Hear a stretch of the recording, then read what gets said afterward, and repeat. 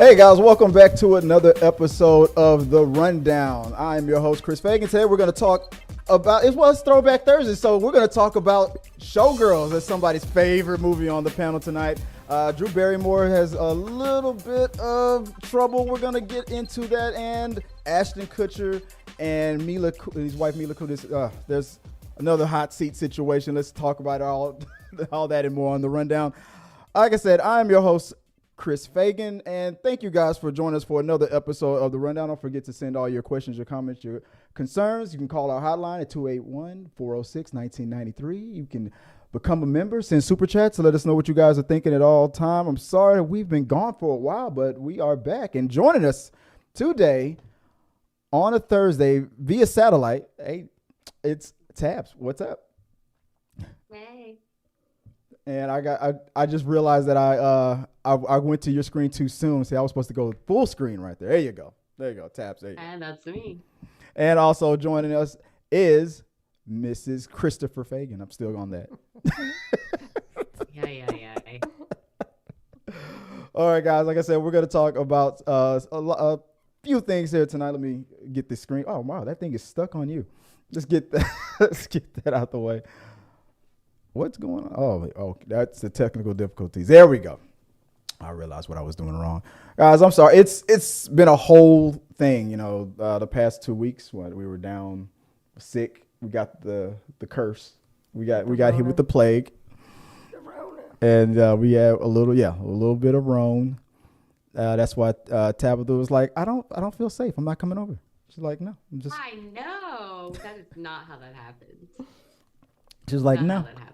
She's like, no, Chris, you still look contagious. I'm not gonna risk it. I actually got strep, so I was contagious. Oh yeah. You said you were feeling a little down as well. How about now? How are things now? I was out for a week full, and I'm still recovering. It's stupid. I'm just so done with being sick, and it feels like I had everything but the vids. So. Oh yeah. Stupid. I'm stalling. I'm trying to fix your something behind the scenes. I'm always tinkering stuff at the last minute. There, I think leaving me blank there. Yeah, man. I got nothing else to say. Camera. Oh yeah, there we go. Okay, I think I fixed it. No, I didn't. Where's your full screen? There you go, full screen. I found it. And it's gonna be switched. There we go. I just have to make sure that button worked. Jeez. Well, I'm still suffering from the effects, So it's been a couple of issues with me. It's always an issue here. All right, let's just stop stalling because I know everybody wants to get back to what they want to do. I'm gonna monitor the chats. I know it's been a minute, so I didn't expect too much. I didn't advertise this episode the way I used to. Still trying to get back into the swing of things, guys, so I'm sorry about that. But let's just get into the topics, babe. What is the first topic of the day, the week?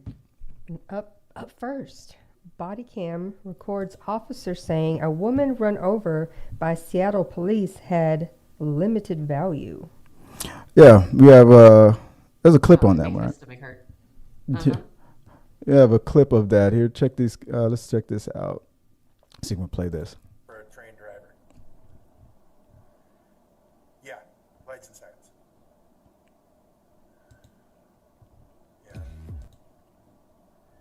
Yeah, well, there's some. Initially, he said she was in a crosswalk. There's a witness that says no, she wasn't. But that witness could be different because I don't think she was thrown 40 feet either. I think she went up on the hood, hit the windshield, then when he hit the brakes, flew off the car. But she is dead.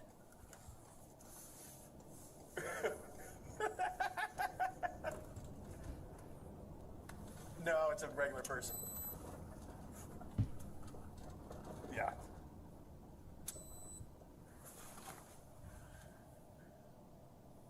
Yeah, just write a check. Just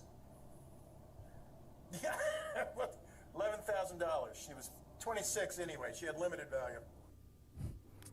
Yeah, that was the line right there. Limited value. Well, Tabs, let me start with you. What did you think about this situation? That headline came from NBC News. Let me see if my thing is working there. From NBC News. I don't understand how someone who is supposed to be in service of other human beings thinks so little of human beings. Like the laughing and the desensitized aspects of even the way he said, "Yeah, she's dead," and then just I don't understand. I do not understand how someone can be this crass. It's sickening, honestly.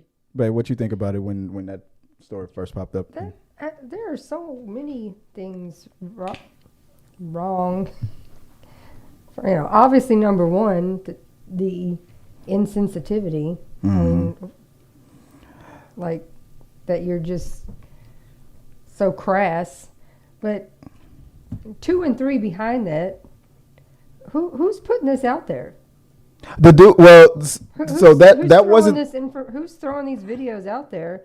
And these days, Big Brother is everywhere. Oh, that was his major problem right there. He thought he didn't know that the camera was on. At the very end of that video, he realizes that his camera is on. He thought he turned it off to have that conversation, and then he cops should be allowed to turn off their cameras. By the way, where does this concept that they can turn on and off their cameras? The whole point is to hold them accountable. It must be running the entire shift in my mind. Yeah. Oh, my bad. I'm trying to get you back on screen here. But no, yeah, you're right. That wasn't the officer that struck her. That was was it Danielle? Was it Danielle Auderer? Can be heard. That was another officer named Officer Daniel Auderer, if I'm saying it right. He said can be heard in the clip laughing about the death of Jaahnavi Kandula, if I'm saying that correctly, on back in January the 23rd, and discussing details of the car crash. It was a cop that was in pursuit of a suspect or something, who was driving. She was up on the curb or something like that, or crossing the street or something. Obviously, there was conflicting stories. Yeah, and one person said she was in the crosswalk, but another witness said no, she was on the curb. So yeah, you don't really get to hear any. And it was a officer. Was a Seattle officer? I thought I had his name. I thought I had his name. Daniel Auderer. That's the person that could be heard in the clip. That's the guy in the clip. That's not the person that ran her over. Oh yeah. But and after the incident that happened, this other officer who was I guess investigating the hit was accidentally recorded himself making that phone call. And the guy who talks about just like write the check. Supposedly the city has paid so much money out for his previous issues with regards to police brutality. Well, that's probably why he made the joke. You're just writing there. We get away with it. Just cut a check. Yeah. He doesn't care. Yeah. And the fact that he still has a job is just. Well, after this, I don't know. I don't think he'll have a job. I don't think both of those officers will have a job. I mean, he still did. When was this happened in January? Yeah. And he had a job up until this very moment. They are always on paid leave until they can. If they're always on paid leave for a while until they realize they can't cover for them anymore. Then they're fine. There have been some situations lately where the chief of police acts quick. They release the footage in record time, and the firing is almost the same week. I was impressed. I thought that was what was going to be happening moving forward, but no, we still have cases like this where it moves slowly. They're trying to find the way to make up a benefit of the doubt for these guys, but there's no way around this. You laughed at the death of a innocent pedestrian and valued her death, her whole life. Give her $11,000 like it's nothing. She was he literally he said her age at one point in the video and was she doesn't contribute nothing to life. Yeah. He said she's only 26. That's limited value. Yeah, limited value bullshit. Yeah. But what the hell, man? Yeah. It's getting. I don't get it. I don't get it. Okay, yeah, it's getting crazy out there, guys. Let us know what anything that you guys want to share about this on the topic. A comment below in the comment section. I don't know if you're watching live. I'm watching the chats, but if you're in the comment section after this, if you're watching this on TikTok or wherever you're watching this on, comment below. Let us know your thoughts on it, and maybe we'll talk about it again when there's some updates on it. All right, let's move on. What's the next topic, babe? The Drew Barrymore show audience members say they were kicked out for Writers Guild support amid picket. This headline is from The Hollywood Reporter. The talk show resumed taping without its 3 WGA writers Monday as picketers demonstrated outside of CBS studios. I think I had I didn't have one originally, but I think I came up with a clip real quick on it. Let me see if I can find it. Let me see if this is it.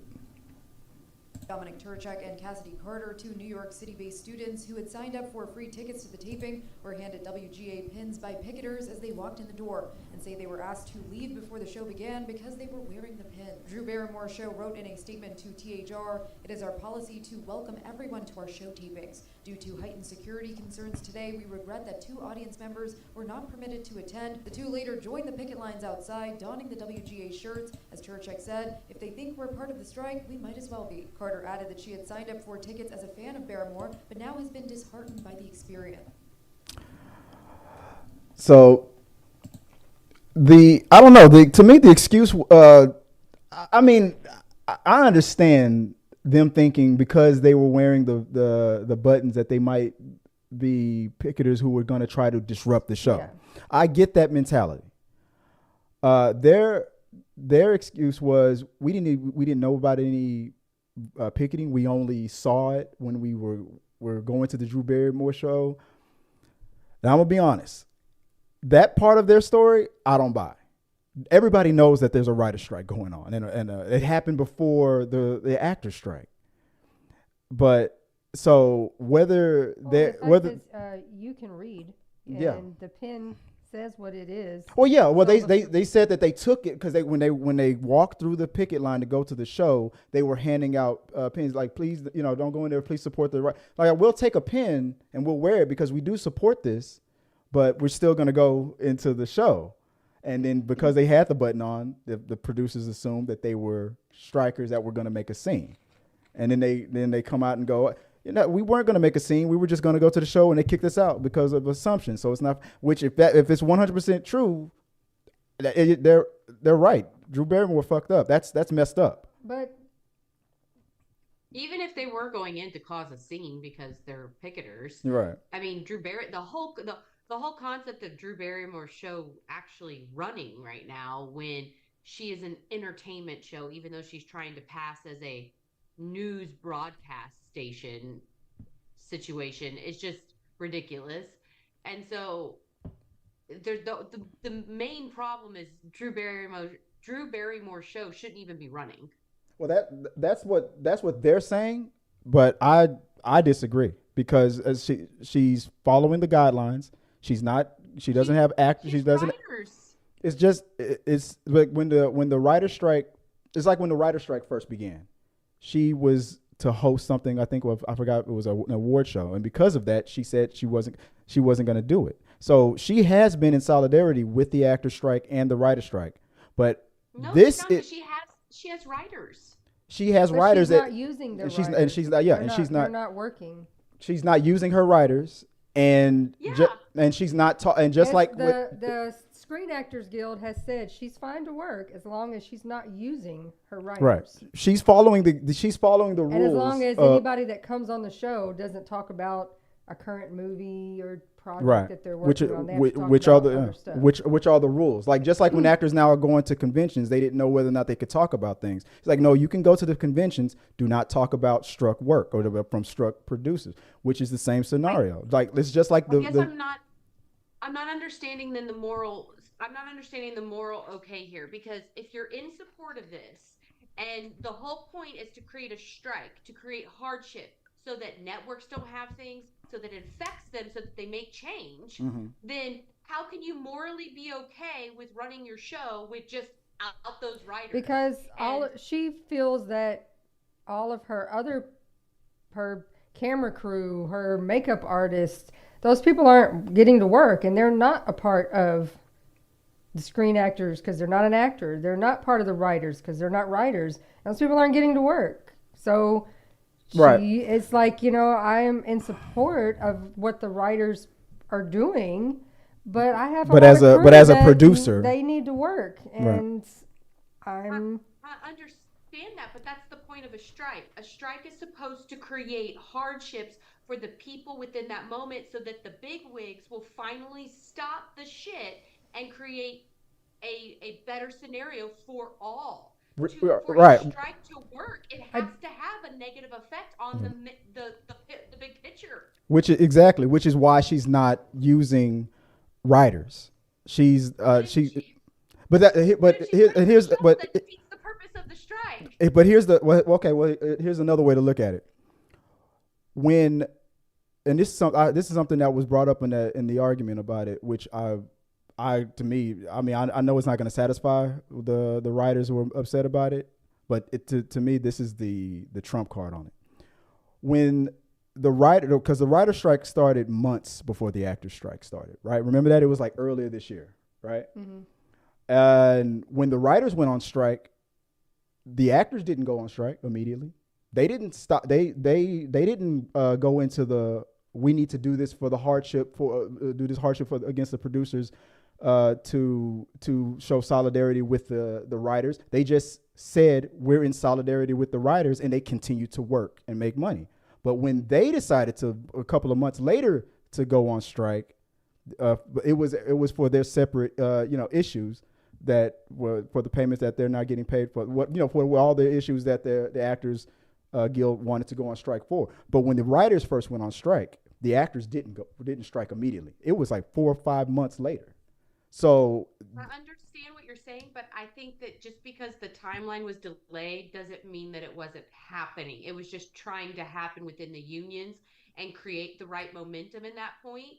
But now that the momentum is there, the strike needs to happen appropriately. And for an actor, Drew Barrymore, who is also a producer, so she's got both sides to the story. Right. And for her to sit there and ignore the fact that she's negatively contributing to what her writers need and what other actors need.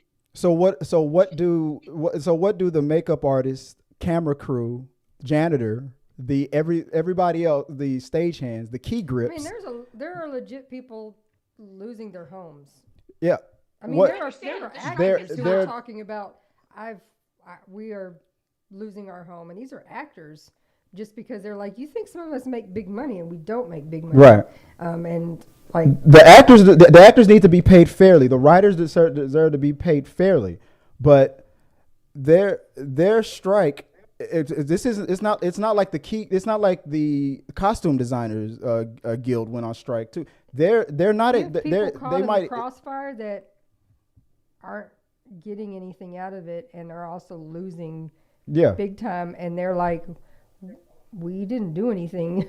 Right. Why does a custodian worker have to lose his house because a union that he's not a part of? He might have his own. He or she might have his own union, and might have their own thing. But they were like, our deal is great. They made a great deal with us, but the actors are now on strike, and so now that affects my job. You can still be in solidarity, and on top of that, like the actors, again, the ones that go to conventions, there are actors still making money and still doing things around in other ways. I look at that as this is that. This is Drew Barrymore, who is an actor. But so what? I would have an issue if her show, for example. Her show is geared around actors and movies and stuff. You're right about that. But in this, she's not going to do that. She's not going to have actors on talking about struck work. I understand, but altering it to me is a shit move. Her whole basis of her show is to support actors, writers. That's what her show is based off of. And because there's a strike, she's altering it and then not standing with the strike. Her show is a talk show. Her show is a talk show. But her show is a talk show. She only had 3 WGA writers on staff, And you don't need it's just like this show right here is a talk show. If I had a writer, a WGA writer working for the Rundown to help me write jokes or an intro and things like that, but they couldn't work here anymore, and then that doesn't mean that this talk show has to, because we don't have to talk about, though we could talk politics, we could talk about anything else, because there might be other employees who also need to work.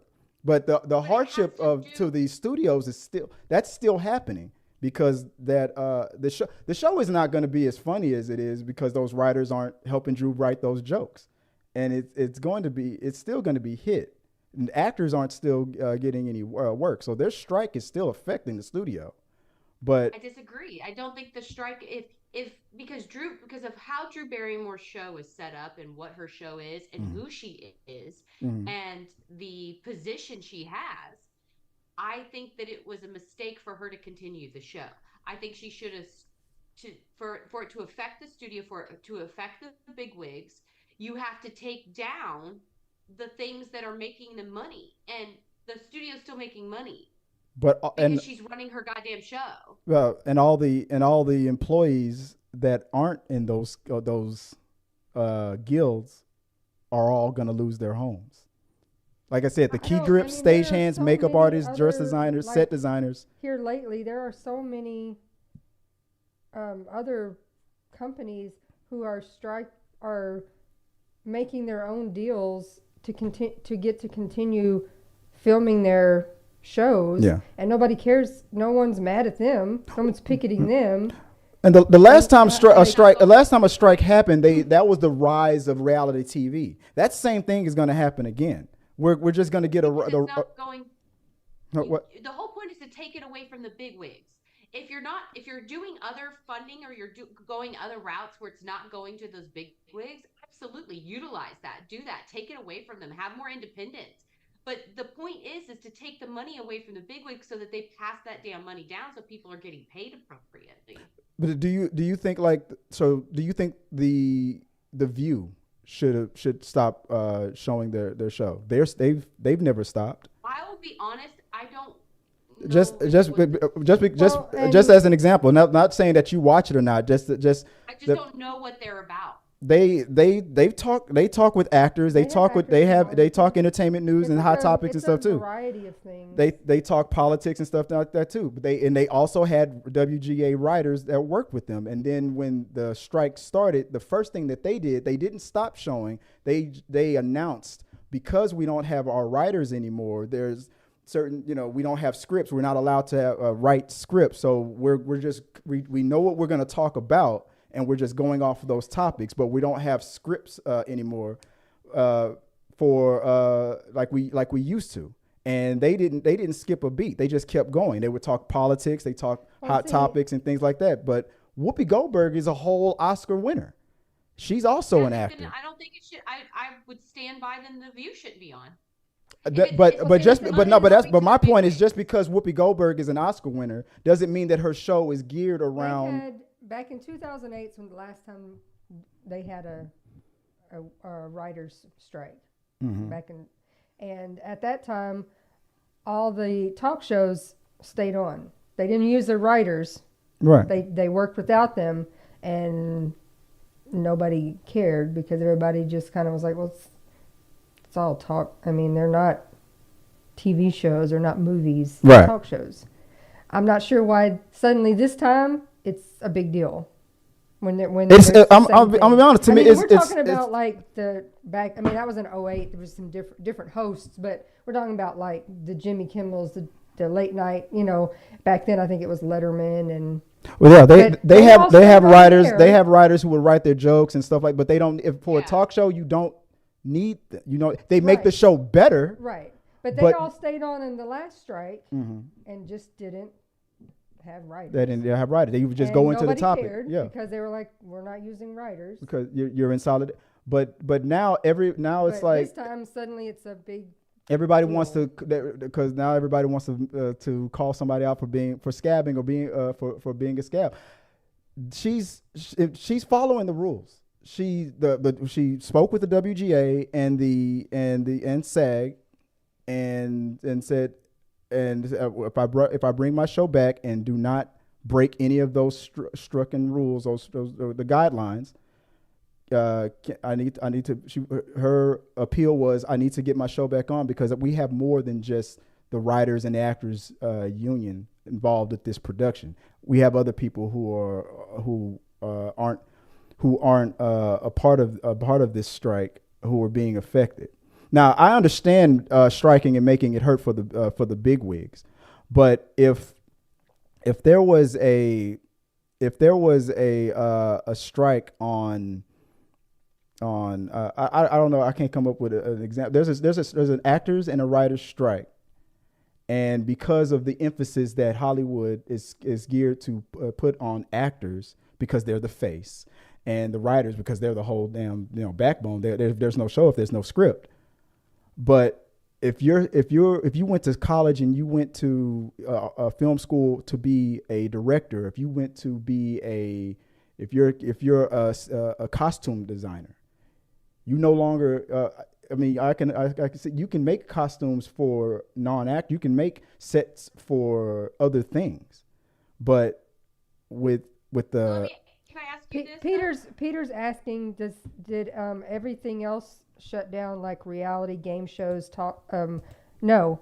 That's all that's going to be on this season is reality shows, because they don't consider that, even though those are scripted, they don't consider that the same thing.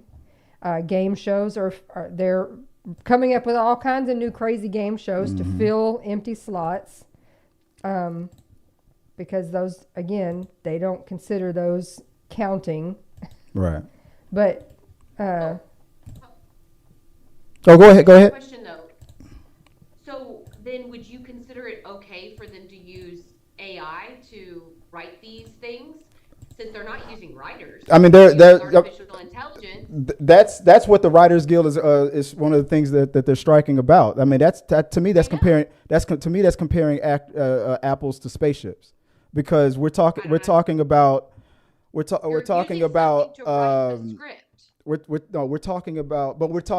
she's not using script. She's not using writers in this. She's not breaking their rules. So, but what if she's using? So they're claiming that they're coming it out of. Okay, a writer literally comes up with this shit out of their head. So they're riffing off their head instead of writing it down on a piece of paper. For like podcasts and talk shows, you're allowed to, if you're not me, you and Joy, we're not WGA members, and I still write a show note and a script and things like that. I would technically, let's say the Rundown was one of the most popular podcasts in the world, and I had WGA writers. If John Smith, my writer, who's a member, can't work with us anymore, I'm still, as a non-member, I'm still able to write our show notes. That's what The View is doing. That's what these news shows are doing. That's what now Drew Barrymore is doing. But I can't. But she doesn't. Her three writers that she had them doing her funny intro and these topic or these sketches that she would do. She can't do that anymore. She's like, okay, as long as we don't do that, can I reopen back up, because I have more people than just those three writers and the actors that come on the show sometimes. We talk about other things. We can talk about other things, and we have other people. I have, like I said, makeup artists. They're not working anymore because they have no actors to really. Basically, it's a podcast, but with cameras, because it's on. So that's my thing. Run it on a different platform. If the whole point is to make a difference, and you're just wanting to be up and running, and you still want to support, run it on a different platform. Run it on TikTok. Run it on Instagram. Run it on a different platform other than the bigwig. I mean, I get what you're saying, because it still trickles down to, because there's gonna be sponsors. It's still gonna trickle up to the producers, but it still also puts work in, like I said, makeup artists, and that's the best example I can give. The cameraman. They don't get to work anymore. Sound people. Work them, use them, How? don't- But how? They If don't, if you're they, not going to get that kind of money off of a podcast. You're that not- you're yeah. going to get from CBS paying Yeah. their staff. if they're working, the if they're film mostly people. working paycheck to paycheck, which most of these guys are saying that's their situation, and then Drew Barrymore goes, "We're going to switch it to a podcast." How does that help Rick, the cameraman? And like, Well, the, we still- I we don't have know, camera. Dragon Movie Guy says, I mean, he's like, the line between entertainment and news is sketchy because the news programs, like your NBC Nightly News, all of those shows, those are, someone writes everything those people say, and they still get to be on because we're calling it news, and that's okay. Yeah. He also says Drew They're- Barrymore isn't the only show restarting without writers. All the late night shows Yeah, they're all starting up again, and all the I didn't even know. I know that they stopped, and I understood more why the late shows stopped because they definitely have writers. They comedic definitely stuff, They definitely do a lot of skits. they do a lot of and sketches and stuff. Yeah. And a whatnot. lot more stuff than just sitting in the chair and talking. But if Drew Barrymore's show isn't if it's adaptable to go to the Drew and The View don't really do a lot of skit stuff. It's really just I think that's what I talking. think that's where she's trying, because I give The View, for example, a pass because they talk politics, they talk about the news, the current events. They don't have to talk to actors. And when they still to this day still do have actors on their show, the actors know, and the people know not to ask them any questions about the stuff that'll get them get them struck. Like don't ask me about that movie I just did because that's Warner Brothers. I'm not going to talk about it, and they know that, and they're still following the rules. But because they still talk about politics and stuff, it's a news hot topics type of, like the rundown. That's like, we talk about the latest entertainment news. People are very good at. I haven't watched a lot of Drew's show. I've seen clips before on TikTok, and the clips that I saw was the funny stuff that you knew was being written. Well, no, but what Tabitha's talking about. That's geared. No, I've seen her just talking to. And she's talked about. It's more along the lines of like an Ellen, where they're not talking about a movie. Like for example, when Ellen talked to, was it Kristen Bell? Mm-hmm. Because she's like such a lover of they would just shoot the shit of sloth. She has this like crazy obsession. So she was like, I heard a story. Tell me about your birthday. It's a talk show. And so she goes into this long story about how her husband hired someone to bring over a sloth for her to pet, and they had video footage of her losing her mind. Right. So I mean, they're not even talking about TVs or movies or anything. It's just and that's the point that stories. that's the point that Joy is making, Tabs, because that's as like the reason why actors can still go to conventions as long as they're shooting the shit and talking about anything else other than the struck stuff. They're still allowed to make money and go to those conventions because they're not promoting the big studios. So that's what. So if like what's the place that we went to, the convention, Comic-Con or Comicpalooza here in Houston that we go to, they weren't allowed to talk about, or wouldn't have been allowed to talk about struck stuff. Drew Barrymore is now setting her show up in the same way. I know, but I understand what Tabitha's talking about. But the money is still a lot of the money is still going to funnel its way up to the people, to Warner, whoever the studio is, Disney or Warner Brothers or whatever. And they need to feel the punch. I agree, but I also agree that the people who aren't on strike, who are affected by, I'm just a key grip. I just put the stage together. My life is all the stuff that comes. I told you it's the same kind of stuff that happens when. I mean, we don't have unions here in Texas, but like with nurses in these other states that do, and they go on strike, and then you have scab nurses that work. Yeah. And you get people that are angry with them, and I support nurses getting paid what they should be getting paid, because most of us don't get paid what we deserve to be paid. But you do also have to think who's caught in the crossfire. If literally nobody showed up to work, what do you think happens to the patients? Yeah, scab nurses seem Somebody to get. has to show up. Yeah, scab nurses get forgiven a little bit more because this is about people's lives and those situations. I mean, people throw things things at them. They get food thrown at them. Shit. I mean, it's a big deal. People get very angry because you're a traitor. You're working, and we're trying to fight to get paid fairly, and you're getting paid the big bucks to come in and work. So people get very upset about it. It's a big thing. We don't have them here in Texas, so it's not really a thing here. But I see both sides, but you do have to think there are people that are caught in the middle. Yeah. And that's your patience. Well, Tabatha ain't playing that shit. Tabatha's going to punch somebody in the dick for crossing that picket line. He's like, I don't give a fuck. Like, but real quick, going back to those people, what do you think? Oh, let's try to figure it out.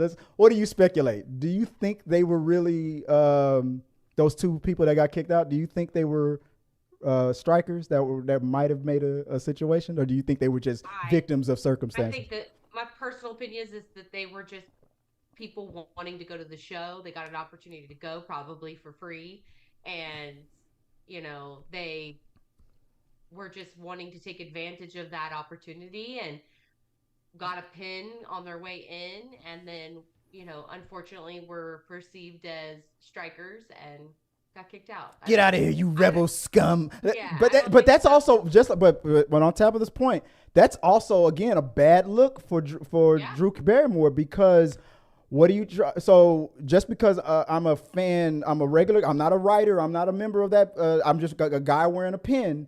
So what are you trying to say? So now you don't support the strike now, because you said you supported it, Drew.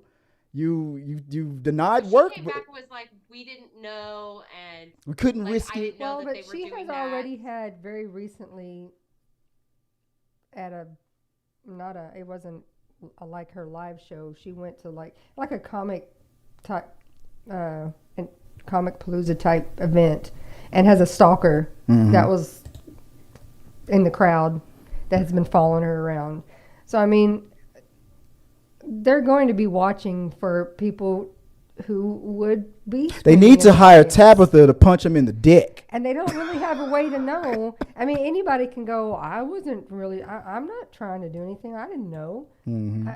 What, they're just supposed to take your word for it? That's the part that got me. I'm like, I got something in the way of the... Okay. No, that's the part that got me. That part of their story, and they might be telling the truth, but they're like, I didn't know about a strike. Who at this point doesn't know about a strike right now? Standing outside, and you're going, well, I'm not one of them. Yeah. And I'm just supposed to magically know that? Because you look like everybody else that's walking outside. How would I know? I give Drew credit for trying to keep the other people who aren't involved but who are heavily impacted, and try to put, give them the opportunity to earn within the rules of the guidelines of the strikes, both strikes. I give her credit for that as a producer. It is a bad look though, because there are people like that's on Tabatha's side who was like, no, this is crossing the line. I can understand how I don't necessarily agree that this, because she's following the guidelines, but I can understand anybody who does look at this as a brutal betrayal. Especially as a fellow actor, because she is an actor, and but at the same, but with these people that are wearing these multiple hats, I know they feel now that they're caught in the middle. No one is saying that her position is easy. We all believe her position is difficult. It's the people who have the most difficult positions that can make the biggest impact. So that's why I'm kind of trying to hold her to a higher standard, because of her position and the impact that she can have. Did you know about the what happened earlier in the actors strike, when the producers over there at what's that, on the producer side, I forgot what their organization is called. A statement came out that they were okay with waiting out the storm because of all the money all the things that they have on the pipelines and coming out. There was a couple of producers made statements saying that, oh yeah, well, a bunch of these actors who aren't mega rich like The Rock and Tom Hanks, a bunch of them will start losing their houses and mortgages. They can't hear Tab. Oh yeah, they're gonna wait it out. That shit's nasty. You said they can't hear Tab? Yeah. Uh-oh. Let's see if I forgot to. I mean, they can hear her, but it's very, very low. They can only hear it through they're hearing it through my microphone. Maybe I forgot to. Oh, they should. They just said it's much lower compared to ours. That's all. I'm getting that a couple of times now. You didn't hear, so you guys didn't hear Tab when she said she was going to punch people in the dick? I'll try to get it fixed. I think I turned the volume up, so maybe. Okay. Let's see if that fixes it. Sorry about that. We're zooming, but all right. I guess that's a good segue. We can move on to the next time. We kind of landed on that one for a while, but I'll try to fix the audio on that. See if I can see why it's not connected. All right. Let's move on to the next topic, babe. What's the next one? The backlash against Ashton Kutcher and Mila Kunis explained. How will it impact their careers? The headline comes from Vox.com. Character letters can be an important part of criminal sentencing. These Danny Masterson letters miss the point. Joy had real quick. Let's this whole situation.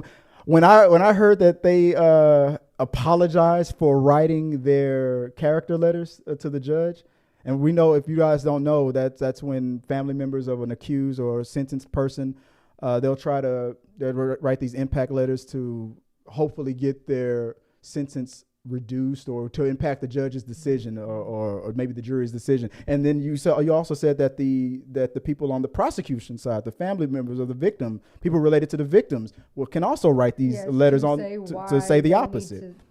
Like punch him in the dick, like what Tabatha would say. Yes. But punch him in the dick. Punch him in the dick.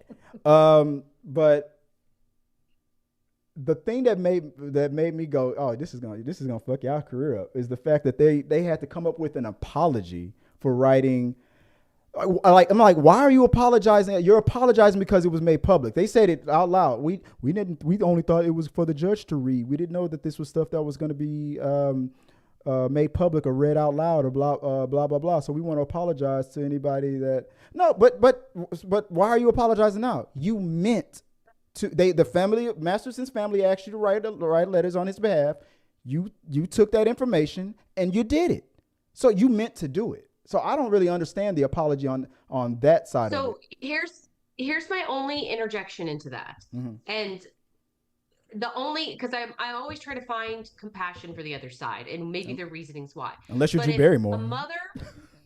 If a mother of a murderer was asked to write a letter about her son who murdered someone, her compassion for her son still going to be there, no matter if he's a murderer or not. She can go, he's a fucking killer, but this is what I think about my son. Right. No, I said the same. Yeah, I said the same thing. I said it makes more sense for family members. I mean, it did explain that they were writing it from the point of view of the person that they knew him to be. I think probably everyone's biggest problem is that to this day, Danny Masterson still says, I didn't do shit wrong. I didn't do anything. Which is the biggest problem. That's the biggest problem. At no point did he say, look, I really messed up. I didn't know, whatever. I'm sorry, whatever.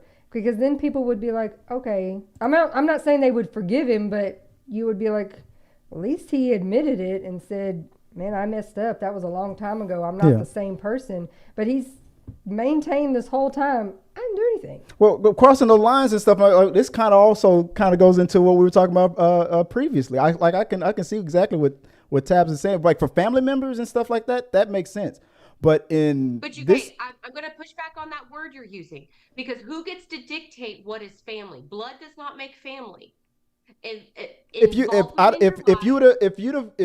would have asked if I would have been in the exact same situation, he doesn't need to be my family member to you consider family. I've had family members who were accused of heinous crimes and whatnot, and if I believe that they were guilty. If I believe they were innocent of it, or if I believe they were 100% innocent of it, then I would write that impact statement. If there was doubt in my mind, I probably would not. That's just me personally. I'm not saying that they were wrong for writing. They felt like they was right at the time. They were asked to do it and they decided to do it. But you said that Joy. I'm sorry. I'm pointing to Joy. Joy said you said that there was one actor who used to get was it Topher? Yeah, the guy who played Eric. The lead of that show, who used to get shit a lot from his cast mates and stuff like that. He was the one. He was also asked to do a he said statement. "Fuck you," and he said no. He said he no. made an Instagram post, him and his wife, that was basically like, we stand for all the women who've been raped. Yeah, we're yeah, and that's my point. Even if Ashton and Mila were leaning on, we're just writing this based on the person that we knew. There's some common sense that has to be brought into this. There is a chance, and since he was found guilty, a very high chance that he's guilty of this thing. Just because, like, if I'm a serial killer, but me and you were best friends, and I'm like, I like to kill people, but I'm never gonna kill Tab, and I only show you my nice Dexter side, and I never show you my dark passenger, and just because you don't, Dexter. Yeah, use Dexter as an example. Right. How many times have we taken something of a bad behavior and created an anti-hero and rooted for them, even though the behavior's bad? Oh no! I'd still turn Dexter's ass in. I don't give a damn how nice he is. He's a fucking killer. I don't care. He only kills the bad people. So he's still he's a murderer. Yeah, I can't try. I'm not exactly like as Dragon Movie Guy has said in the comments, and that's probably what most people are having a problem with. Typically, when you have like a murderer and their family member is writing a letter, that person is, again, acknowledging, I know what my daughter did was horrendous. Yeah. I'm begging for mercy because this is my child. So they're acknowledging that everything is wrong, but they're telling you, I still love my kid, and I'm asking for mercy. They're saying, Ashton and Mila, there is no acknowledgement that anything was done. They're just saying, look, I know him to be a cool dude. He's been cool for me. And that's the first big mistake, because Tabitha's right. Is a problem. No one out there is going, like, I know he did some messed up stuff. Yeah. That's their first mistake on their letters, because Tabitha's right. Like, just because they're not blood relatives don't mean that they don't have a blood a family connection or a bond. They might be the best friends in the world. So I'm not faulting them for feeling that it was the right thing to do to speak on his behalf and to give him a lighter sentence. But if you didn't acknowledge at all in your letter what he did, even if you didn't believe he did it, we're talking about Hollywood again. You're in the Hollywood mix. You know how it looks, that Hollywood people are all blah blah, devil worshiping and Satanists and deviants and stuff, and all that stuff. It can impact you. You know how this is gonna look. So it's like Topher knew how it was gonna look. That's why he said, "Fuck that, I ain't writing shit." He's like, I'm keeping my career. But I don't blame Ashton. Them. Christina Ricci made a statement too. She did not reference this case. Yeah. But she made an Instagram post that this is what we're talking about, because she was referencing how you have to think about when you're saying something, how it doesn't really work to just say, well, the guy I knew, he was a great guy. Yeah, okay, because that's all all you know of him. That doesn't mean he didn't do something. You weren't just like Dexter, just like Dexter, for example. If you're like, because I'm just the mailman, and he was always nice to me. Yeah, because you weren't a serial killer that was on Dexter's table. Like all the neighbors that they interviewed, like, man, he was always the friendliest dude. He's always brought me food. Like, okay, but he just still murdered his whole family yesterday. What is your point? Yeah, but that potato salad was great though. Like, no, that's not no, I'm not gonna do that. I'm like, just because the dude threw a great barbecue on 4th of July and had the greatest potato salad in history, I'm not gonna go out yeah. I mean, my impact statement was, my letter would have been something like, yeah, I spent time with this dude and he never showed that side to me. I would just stick to the damn facts, but it wouldn't be for a lighter sentence, because what does that say to the victim's family? I think the real key point here is there's been no real admission of guilt from him. Yeah. So had there been an idea of, this was a really horrible time in his life. He made some really horrible decisions.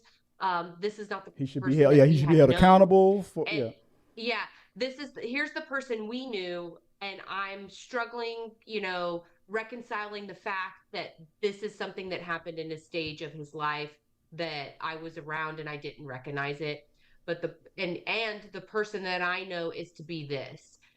I could see an impact letter going, if he could get the help he needed, if he could, be brought back into society safely.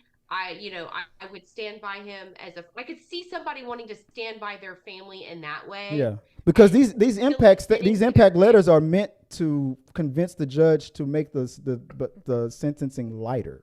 That's the whole point, though.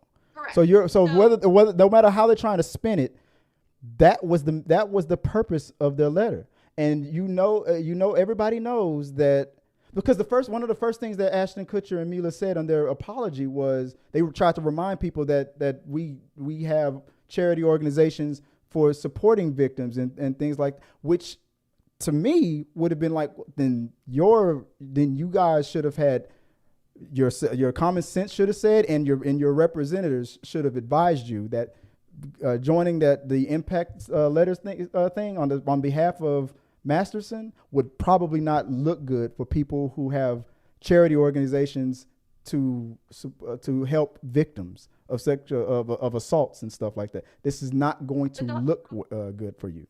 And I would have abstained from it. I wouldn't have wrote one, but that's just me. I always try to put myself in the position of, if this was my child, and I knew they did wrong, would I still that's more understandable. Yeah. Yeah, that's more understandable.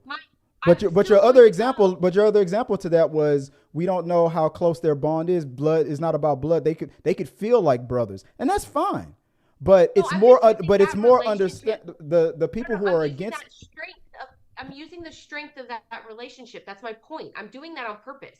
I'm doing it because I know the strength of that relationship. That does not mean that relationship couldn't be that strong for them. I agree. But I think the people who are. What I'm saying though is, I would still write that impact letter.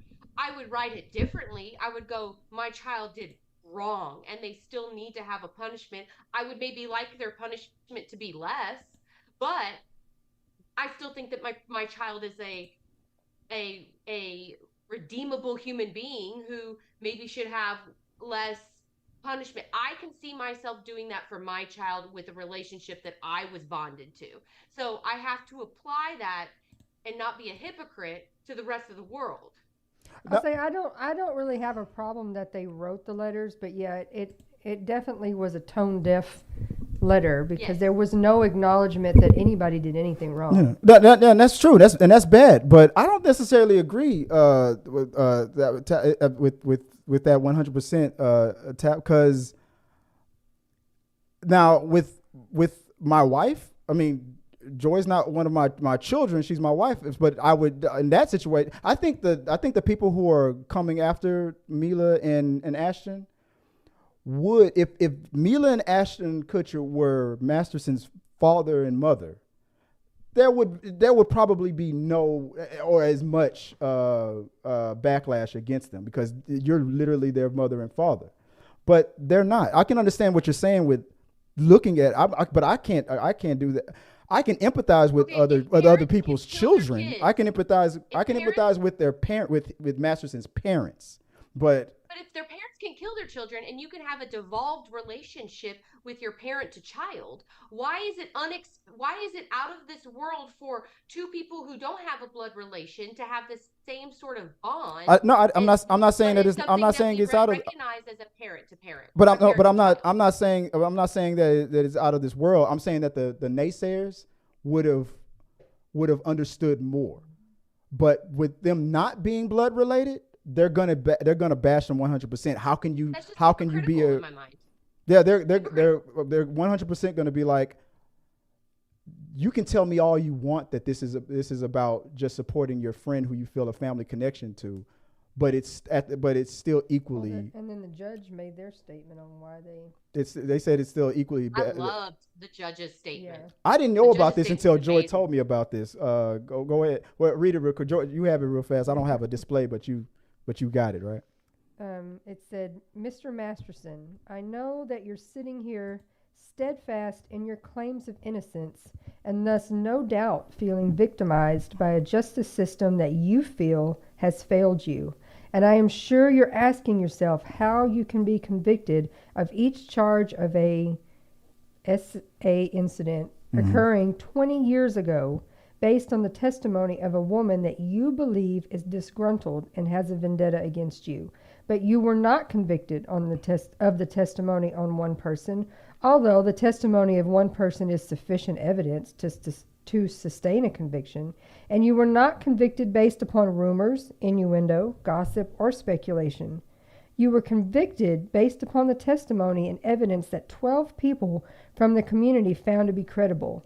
You were convicted because the victims testified about what occurred back in 2001 and 2003. You were convicted because each of the victims reported the grapes to someone shortly after the grapes occurred, also back in 2001, 2003.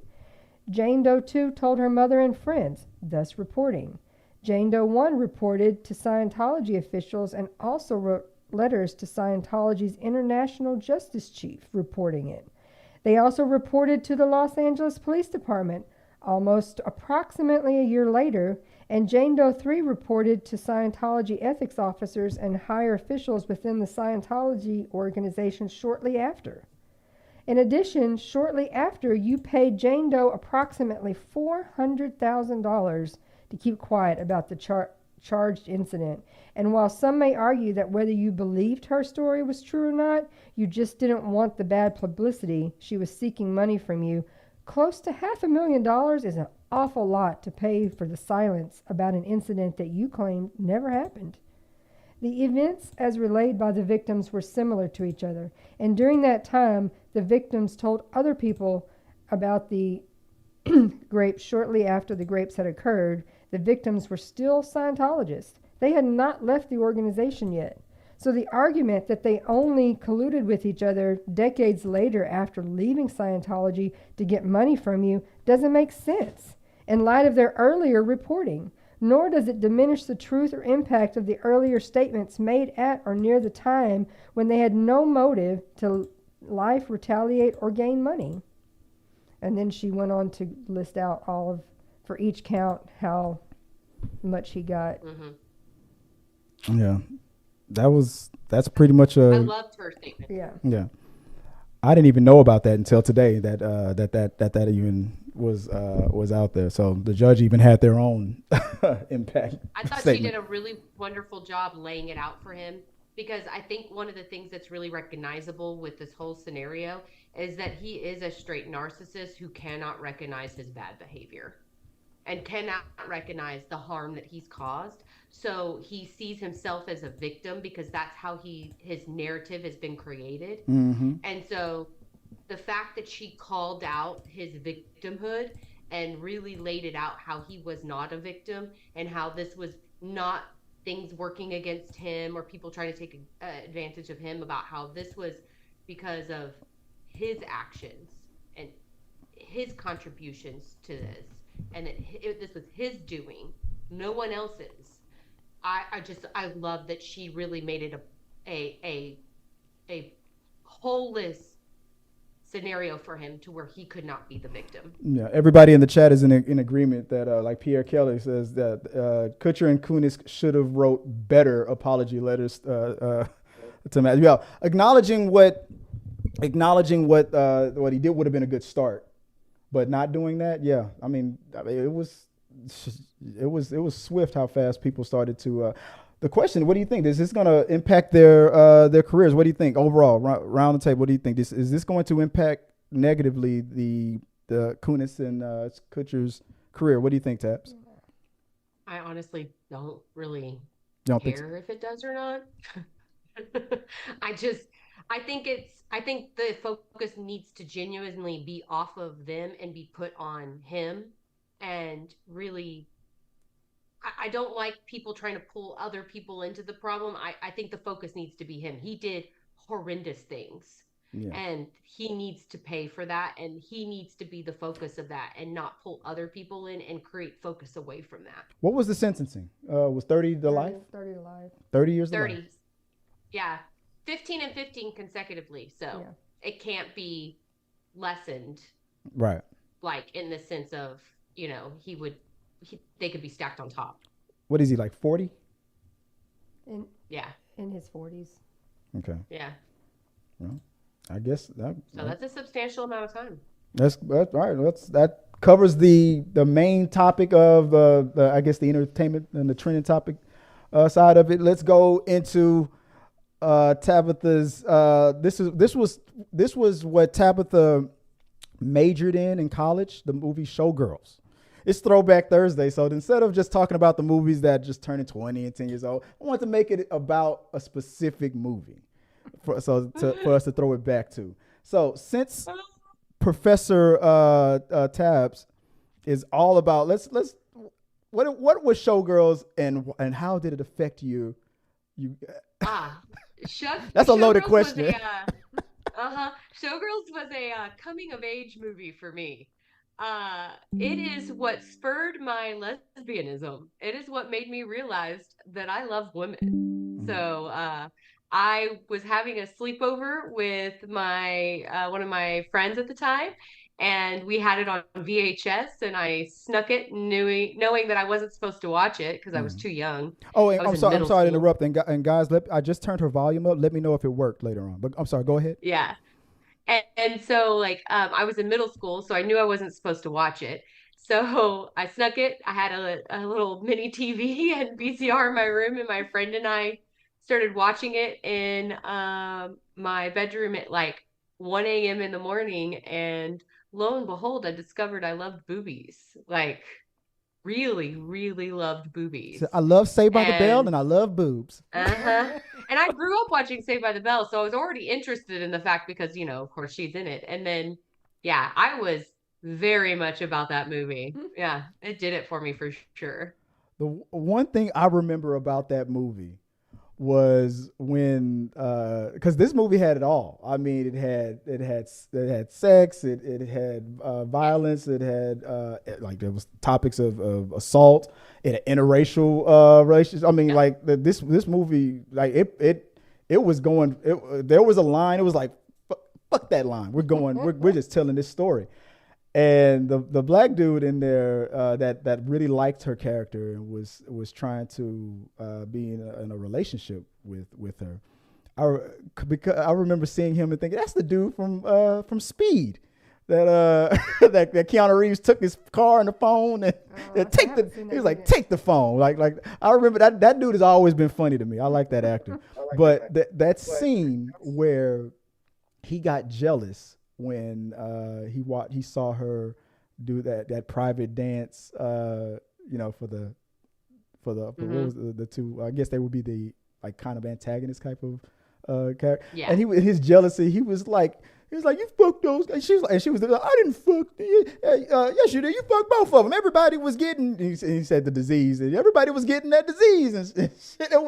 I was like, this movie was like, I've never seen a movie that shocking since Kids or Clerks and things like that. And this one was meant to be like a mainstream type of movie, and they held on to that NC-17. They didn't want to. If I remember correctly, the director didn't want to let that go. He wanted, and it was dirty. Impactful. It is dirty. There's a scene where she's he's sliding his hand down her pants and she's on her period. And that's it. That's my favorite part. That was the part. Yeah. I can't because I'm on my period. He's like, bullshit, and she's like, go ahead and check. And his response to that is something I said for years. I got towels. And still practice to this day, right, babe? She's like, don't be putting me on camera after saying some crap like that. Yes, I can hear Tabs better now. Yeah, we can. Okay, good. Okay. I figured out the volume. But yeah, so Miss Naughty Girl sneaking around watching. How old were you when this movie came out? Literally early, like 7th grade. How old was I? What year did it What year did this come out again? Like, wasn't it God. like 99 or 2000? Was it a 90s movie or 2000? No, this is a It's not a 2000s movie. It's a 90s movie. This is a 90s movie. Yeah. I forgot to look that up. Showgirls movie. It had to be early. In 95. I was 15. Yeah. I was 15 watching this movie, locking my door and rewinding that pool scene. I was 20. You were 20. Yeah, you were 20. You're like, you skipped it. This movie, this movie, this topic. I remember I made a video on this channel about the definition of the word campy, and I used this movie as an example about campy movies. And I think I had her. I don't know if it was her licking the pole image, which some people on YouTube are saying is the thing that really ended her career. Her licking that pole. If this movie was made today, it would probably have won an Oscar. And then when they weren't ready to see old Saved by the Bell. But that's what made it fascinating. That she was totally trying to shed the whole Saved by the Bell thing. Because when what's her name did a similar type of movie I'm about to say Drew There's so Barrymore. many that's done a similar type of movie. Yeah. Demi No. Moore. What's her name? G.I. Jane. What's her name? Demi Moore. When Demi Moore did hers, they didn't give her shit about it. But this movie was talking about subject matters that were like real problems. I mean, well, here's the difference. Huh? You got it. This is the major difference. One is Playboy, one is Hustler. Yeah. The Showgirls is Hustler. It's a little too dirty for mainstream. Right. Striptease was Playboy. It was prettified. It had that nice filter over it that made it look nice. You could swallow it. This movie would not get an Oscar today because today people are even more. Oh my God! There's a boob. Everyone's kid's gonna see something. Oh my God! They trip out about everything way more than they did. I'm talking about the writers and the directors' acknowledgement of the assaults that go on in that industry and and then think like tackling that subject matter because that was back in the 90s when people weren't like where people were still telling women to to be grateful and keep your mouth shut and you're never gonna stop it. You're nobody compared to the powers that be. I'm just saying if they put it out right now, it's not like people would receive it better. I see what you're saying. But I'm talking about that message though, because it was Saved by the Bell, the girl from Saved by the Bell and whatnot. The real message behind that movie was overlooked. What they were really trying to say, and everybody just focused on, oh my God, Jessie showed her boobs. I'm like, oh, that was great. I loved it. I know Tabatha really loved it, but the story. Go ahead. Do you know who is underrated though within that you've mentioned her scenes and what she had to experience in the movie, but no one actually mentions her as an actor. The black girl, actor who, Gina Rivera. Anyways, she was a highly underrated actor for that movie. She played that role so well. Yeah, like so well. And they focused on all the wrong things about that movie, pretty much calling it a prono that barely missed the X and made it to NC-17. That was not the point of the toxic environment, the gaslighting, the manipulation, like in some ways, like in some situations, probably like trafficking and stuff. This movie covered so many topics. It covered a lot of circumstance, a lot of like underground circumstance that happens with women in that industry who are in the ladies of the night industry who are really wanting to be dancers, who have some skill set, but their circumstance never allowed them to have that opportunity. And it really was that, pull yourself up from the bootstrap, female driven storyline where she wanted to be successful in an industry that wasn't going to allow it. Yeah. And it then it showed all the shit and abuse that, you know, you had to go through to be in that industry. And that stuff's real. And it's still going on to this day. Like what is Lizzo's dances Yes. talking about? And the fact that we don't, and the stigma about sex work isn't the way it used to isn't what it used to be. That's why I think this movie probably maybe it wouldn't have made Oscar buzz, but it would have been I We've think had it would worse out. It what? There's already been worse out. Oh yeah. You've had the J-Lo stripper movie. You've had so many what was sex that movie called? Hustler? No, I'm talking about Hustler, I'm talking about the So NC-17 part of it, not the movie itself. Like, see, they have so many. I mean, they lose their shit over Cardi B and Meg Thee Stallion twerking on a stage, right, with their clothes on, but they shake their ass, and we are totally losing it because now all the children are corrupted and everyone's going to hell. No, that's Ben Shapiro over there trying to campaign for dry ass pussy. I don't know what the hell his problem is. I don't know what that. Why would you want that? And I'm over here going, they've been doing this on MTV for a million years, and you Forever. know it. So don't let your kid watch it. Yeah, just don't. Yeah. Does has everyone forgotten about every white 80s hairband video that aired on TV? That's what I'm saying. And Big what hair- the big- ladies this were is doing? something new. Yeah. And I'm like, and you Yeah. know it's coming on, so then don't turn it on. Don't watch it. Watch something Hey, else. Cardi B even said when she got on stage, put your kids to bed. Like, Yeah. I don't know For why this you wet ass pussy. Expect something different. Don't watch it. Put your kids to bed for this. She said it. She said, get them out of the fucking living room. Yeah. Put them to bed. Yeah. So you can get this wet ass. God, now, I will say this. One thing. That pool sex scene is the most unrealistic scenario I've ever seen in my entire life. One, I tried. no pool sex scene is ever enjoyable. You want that? You want to get that chlor? You want that chlorine? That chlorine it's horrible stain. for your body. Don't do it. Bad for you. Don't do it. Oh, wow. I mean, I'm not gonna, but I'm not gonna lie. I got a lot of my moves and my stroke came from. You cannot stroke like that.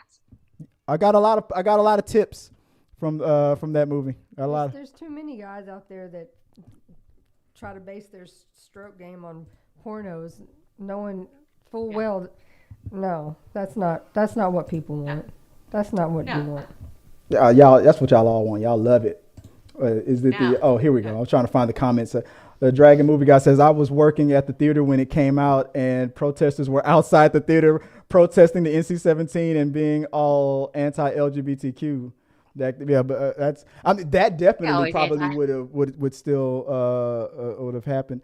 You know what actor, like, let's say this movie didn't come out in 95. Let's say this movie was coming out in 2023. What would be the equivalent of because she played Jessie on Saved by the Bell. What would be the equivalent show and the equivalent actor doing something but it wouldn't be a Disney princess. It would have to be somebody from Disney, yeah. Nickelodeon. Yeah, any Disney princess. Yeah. And the black what's the black actress who played Little Mermaid? I can't think of her name right now. Bailey? I can't hear you. I'm sorry. Yeah, Haley Bailey. Yeah. Bailey? But her her. Her career is she's known for more than just that one thing. I mean, she has a successful music career. But her innocent, like, character-driven ideology of who she is. That's what y'all think. I've seen Haley and her sister's Instagrams. They ain't innocent. It's nothing. They basically- are real. She looked good in that dress for the VMAs. I was like, God damn. No, I'm talking about. Have you ever seen Haley and her sister's Instagram posts and TikToks and stuff when they go live? They don't give a fuck. No. They are raw. They do not. It's, basically like Hannah Montana pre her already doing her own crazy stuff. Basically, When she Miley. was Literally, what happened to Miley Cyrus? When she was Hannah Montana. But at least Jessie had a body though. Well, yeah, I'll give you that. I give you that. Yeah, I knew you wasn't gonna disagree with me on that one. No, I give you that. I mean, honestly, I'm not picky or anything, but I was yeah. honestly surprised that it worked against her career because I think that the snowball effect of just bashing it for the sake of bashing it was just the entertainment. Like even in Scream 2, he was like, "What's your favorite scary movie?" Showgirls. It was. I mean, like they're just bashing other movies and other actors for nothing, just to ride the. It was too raw for the time. It Right. just was. Yeah. Too raw, and it killed her career because she really did play the character well. She did great as an actress for what she was did not supposed deserve to that do. movie did not deserve all those Razzies. That's why I say I felt like it was just a snowball of just dogpiling onto it. It didn't deserve all that. And then she ended It up was on just Dancing too with gritty the and too Stars. raw and too dirty. It really was. I didn't watch the new Saved by the Bell stuff, but I saw a commercial that on the new stuff on Peacock that they had a scene where they were in Vegas, her, Kelly Kapowski, and Lisa Turtle, and they were trying to get this guy's attention or something, and said, "Well, let's just do what people would do in Vegas." And then she went into her whole routine to get the guy's attention, and he freaked the guy out. And Kelly and Lisa were like, "What the hell was that?" And she was like, "You said do Vegas." And they were like, "What the hell did happen to you in Vegas?" And you're like, "I don't want to talk about it." I've always meant to watch that episode because I thought that was, I only saw the commercial. I said that was, the fact that she's able to joke about it now. Because like you said, it was Dancing with the Stars, right? She did the routine from Saved by the Bell. No, I'm just saying that wasn't really a comeback necessarily, but like you didn't see her. She Yeah. didn't do anything. No, she was on- not on anything. She did Dancing with the Stars. Yep. And Tabitha's right. She played that role the way it was written perfect. She played it. I can't see anybody else doing as good as maybe there could have been 10,000 to a billion other actors that would have done a better job. But for her to come from where she started to crushing it, showed me that she has the look. She's tall as hell and she danced her ass off and she played the role. I thought that it was gonna do the opposite for her career, or maybe at least have a moderate movie career. I thought that she would be a standout besides that. And then I will say I had the biggest crush, and I do mean biggest crush, on the chick that's on the photo right now, the Gina chick. What's her name? Gina something. Gershon. Yes. She has always been sexy. And boy, her in that movie, man, did something to me with her accent, her being a Texan accent. And I was all about it. All about it. Such a crush on her. Peter Lang says, coincidentally, I was too young to watch it too at 12, and it made me realize I love women in boobs too. Hey, Like, you gotta have it at some point. I mean, A lot. She Gina, and then Dragon Helena said, yeah, it was Gina Gershon. Gina, yeah. Gina Gershon. Tabitha loves it, and so did I. Peter. Yes. But yeah, I mean that. Will people please stop hating on Lizzo? I mean, that's a topic for another day. That gets in depth.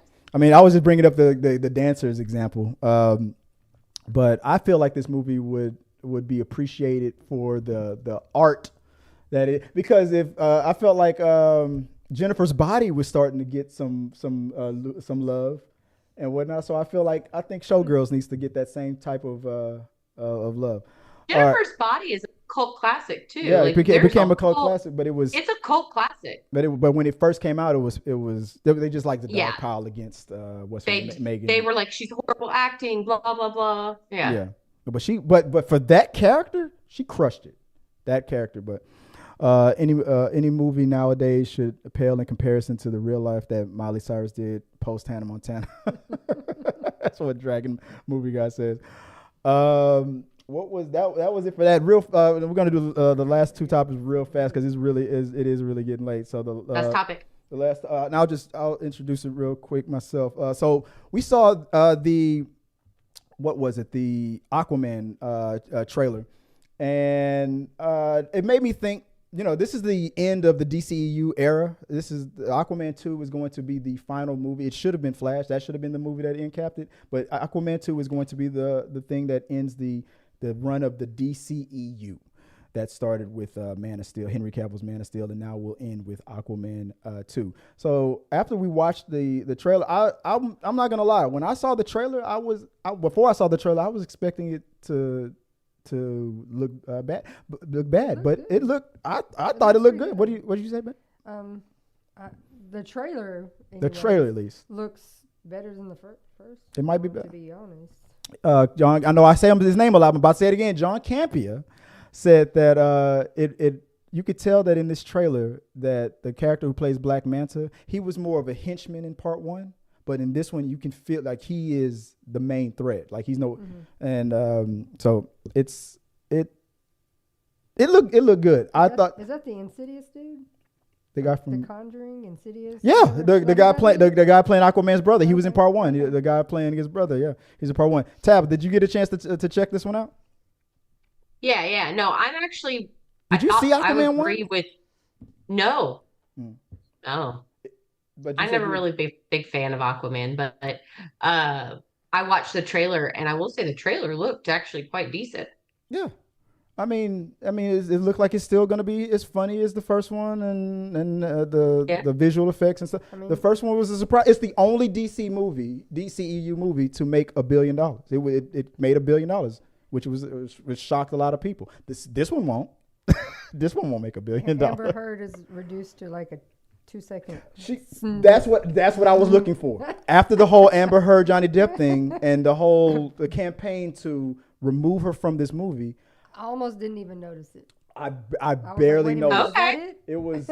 Let me see if I can find it. I still got Showgirls on yours. Very end. Yeah. And I really did. Right after it happened, I went, oh, that was her. Okay. Yeah. There it is.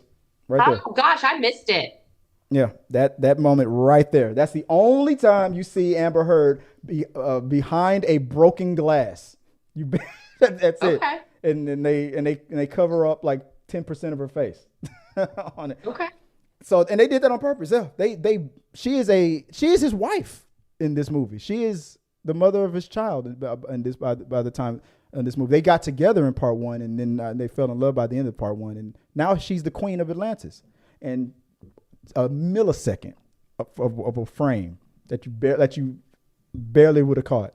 And I was like, wow, they are sticking to their promise. They are going to not promote Amber Heard as much. So good for them. That's it. But anyway, that it made me think about where this is going to rank as far as DC movies. And I was gonna have a whole, but since we went long on everything else, I'm not gonna go long on this one at all. Let me pull it up real fast. I don't have the link. Oh, we go. Joy, we gotta remove words like real fast from his vocabulary. How dare you? Joy knows that I can be real fast. I'm sure she does. Here we go. We gotta remove words like real. You can't censor me. I shall never be king. We got to remove words like real fast. How dare okay, I got a question for you, Tabs. How dare you? So, real fast, I have I have from Box Office Mojo the rundown of I want to zoom in on it. Let's see how close I can get it. That's good enough. A rundown of the DC Extended Universe, the DCEU franchise. And this is domestic. But Aquaman is in number 2 domestically, but it's the only one to make over $1 billion. Wonder Woman domestically made over $400 million, Aquaman 300, Batman vs Superman 300, Suicide Squad 3, Man of Steel 2, almost making 3, Justice League 2, Black Adam 168, and it just gets worse and worse and worse from there. There hasn't been a movie to make a total of over 400 million since like 2018. All these, like only a few of these movies have made a grand total, like Wonder Woman, total 800 million. Aquaman made $1 billion. Batman versus Superman, I think, made 900. And then everything else is pretty much a lot of the rest of like total of like 200, 300. Like they none of them. The majority of them have cracked 400. The majority of them have not cracked 400 million total. What I'm talking about worldwide. My prediction is that, and you guys can comment below what you guys think. I don't know if Joy or if Tabs care about this subject, but I think Aquaman will break that curse. I think this will make over 500 million total. It'll be the first DCE movie in a long time to cross over 400 million. I think this one, because the first one made $1 billion. Jason Momoa is still a draw. He was the best thing in Fast X. He's still his energetic, fun-loving self. The women love him. Tabs loves him. She doesn't want to admit it. Yeah. Ladies love Cool J. I think this is gonna. The ladies love Aquaman. He gets it wet. Keeps it wet. He does. Like, I don't like the way he's a gusher. He's a gusher. That's for sure. Why? Okay. All right. Listen, NC-17. Calm down. It's very moist. Very moist. Anyway, anywho, but yeah, it's weird. Blue Beetle. Look at this. Blue Beetle just came out. It's only made 114 total. 114 million total. That's the total. Yeah, it's getting bad out there. Shazam! Fury of the Gods, 133 total. So they've been getting worse and worse. So that reboot is necessary. I think this one's gonna break that curse. I think it'll make over 500 million. Guys, let us know in the chat. What do you guys think that Aquaman 2 will make? Do you think it will make some decent money? Do you think it'll make $1 billion? It's not gonna make it. No, it's not gonna make it. I think it would probably do at least half a billion. 500 mil. Yeah, I think it will. I think easily. This is Jason Momoa. He's the sea daddy. I mean, it looked like it had a nice mix, and at least in the trailer, of comedy and action and like. Yeah. Oh yeah. So. Yeah. He's the water daddy, right? Right, Tabs? Water daddy. Yes, he is. All right. I mean, minus the daddy. Minus the daddy. My bad. All right. Last but not least, let's move on to the last topic, which was the concept of go woke, go broke. Let me get out of this. I'm going to make you do a time check. It's after 10. It is. So the whole thing about go woke, go broke is a thing that if you make your movies too woke or with too much of a message or whatever, blah, blah, blah, that it won't make any money. I don't agree with that. Why? Because my point is this. Why is it that some of the highest grossing movies are considered by their definition of what a woke is, are these woke movies? And I'm not gonna try to find the link. I'm just gonna mention it out. I got my list right here. So I have a list of movies that I guess would be considered woke, but these are like the high. These are woke that made bank, like movies like Get Out is considered a woke movie. WALL-E is considered woke because it's about the environment and things like that, right? Yeah. Did everybody see WALL-E? Who doesn't love WALL-E? Yeah. Everybody loves WALL-E. Yeah. Love WALL-E. Now, this one I know why it was hit. Captain Marvel was considered Brie Larson, all because Brie Larson said that they need to include more outlets that match for talking about Black Panther. If your movie's about black people and has an all black cast and geared towards Africa and things like that, why do most of the outlets that you invite to watch these screenings are white outlets? Why don't you get the black outlets to join? That's all she said. But the narrative was spent to Brie Larson doesn't like white people. Like, where did they go? Like, so it was called a woke movie, but it made $1 billion. Black Panther, woke, $1 billion.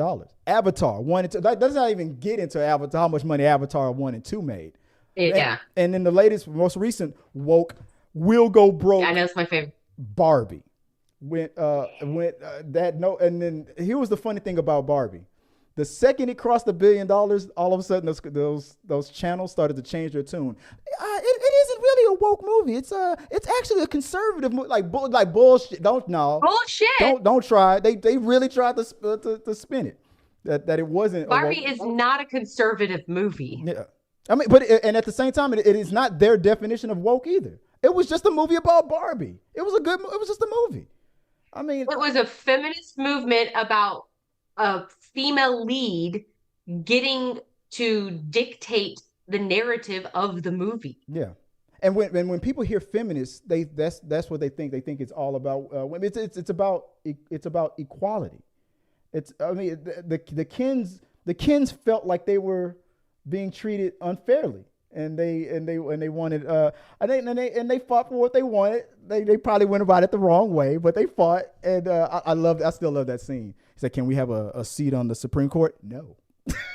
I know, that was great. They were like, be a lesser position. You know, like don't push it, motherfucker. This is still Barbie land, but it was considered a woke movie. Now, the ones that did go broke, for example, the ones that they went after, Ghostbusters, the 2016 all-female one. But I enjoyed that movie all the way up to the end. The way it ended, I didn't like. The ending was so bad. But leading up to it, the comedy and all that, it was funny.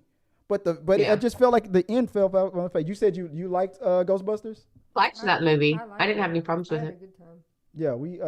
Yeah, we saw it together, man. We didn't have anything against it. What the heck is it? Oh. I mean, I love Leslie Jones. And Kate McKinnon. They always crack me up. Terminator, Dark Fate. They considered that because the new lead was it was all female lead. Yeah, I saw it. Yeah. Birds of Prey. The Emancipation of Harley Quinn. Considered okay. I mean, when she was on film, when she was breaking away from Mr. J and going independent, and I'm still hoping for Harley and Poison Ivy. Tabs, you gotta watch that damn cartoon. I know. And then the one that's on the screen right next to you right now, Lightyear. That was a flop. It made that was the ones that didn't make. They didn't like it because there was a scene where one of the astronauts were a lesbian couple. You got a super chat. Yeah. Oh, I'm sorry. I didn't. Oh, I missed it. Real quick before we go. And it was like the most subtle, by the way. It was the most. It was. You might. They acted like it was Showgirls. Yeah, no, it was like the most subtle. Before we get out of here, Peter Lane, appreciate you, man, giving us a super chat here. It says Aquaman will make money as long as he's shirtless. Go woke, go broke is nonsense. Everything is woke. Have you people seen Star Trek? I'm not a Trekkie. I know what you mean. I'm not a Trekkie, but I know old Trekkie stuff, but not new. Nothing. Tabs, you're the biggest Trekkie in the world. What do you love? Don't you love Star Trek? Well, you'd be surprised. I had to grow up watching that crap. My dad's a full-blown original Trekkie. I watched a lot of the original because my aunt and them watched it. Yeah. And then I also liked the one with Jean-Luc Picard. I love him. Oh yeah. I love But anything that came after that, I didn't watch it. That's what she said. Yeah. All right, guys. Yeah. I'm gonna let you guys get out of here. I'm gonna finish off with and talk with the group chat for the We Got Your Mail portion of it. But before I let you go, Tabs, if people want to find you online, where can they find you? You can find me at Let's Have Fun 012 on TikTok and Tabatha.Jordan.18 on Instagram. That's me. And for the Mrs. Christopher Fagan, babe, if people want to find you, where can they find my TikTok is Viola Fagan, and my Instagram is Scrub Hats and More by Joy. And I forgot to change that in the background. Highest grossing woke movies. All right, guys. That's the. Oh, go ahead, babe. Real fast, Peter sent another super chat saying he will not talk about She-Hulk out of respect for Tabs. I'm gonna go back into. Because of I love the twerking. Now, I didn't like the fact. I was hoping that it was going to be more of a Law and Order or Suits type or Ally McBeal type of focus and focus more on the law stuff. But it made a turn into some weird direction. It kind of didn't make sense. So, but She-Hulk might have a sequel. I loved it. I love the potential of it. So hopefully it'll.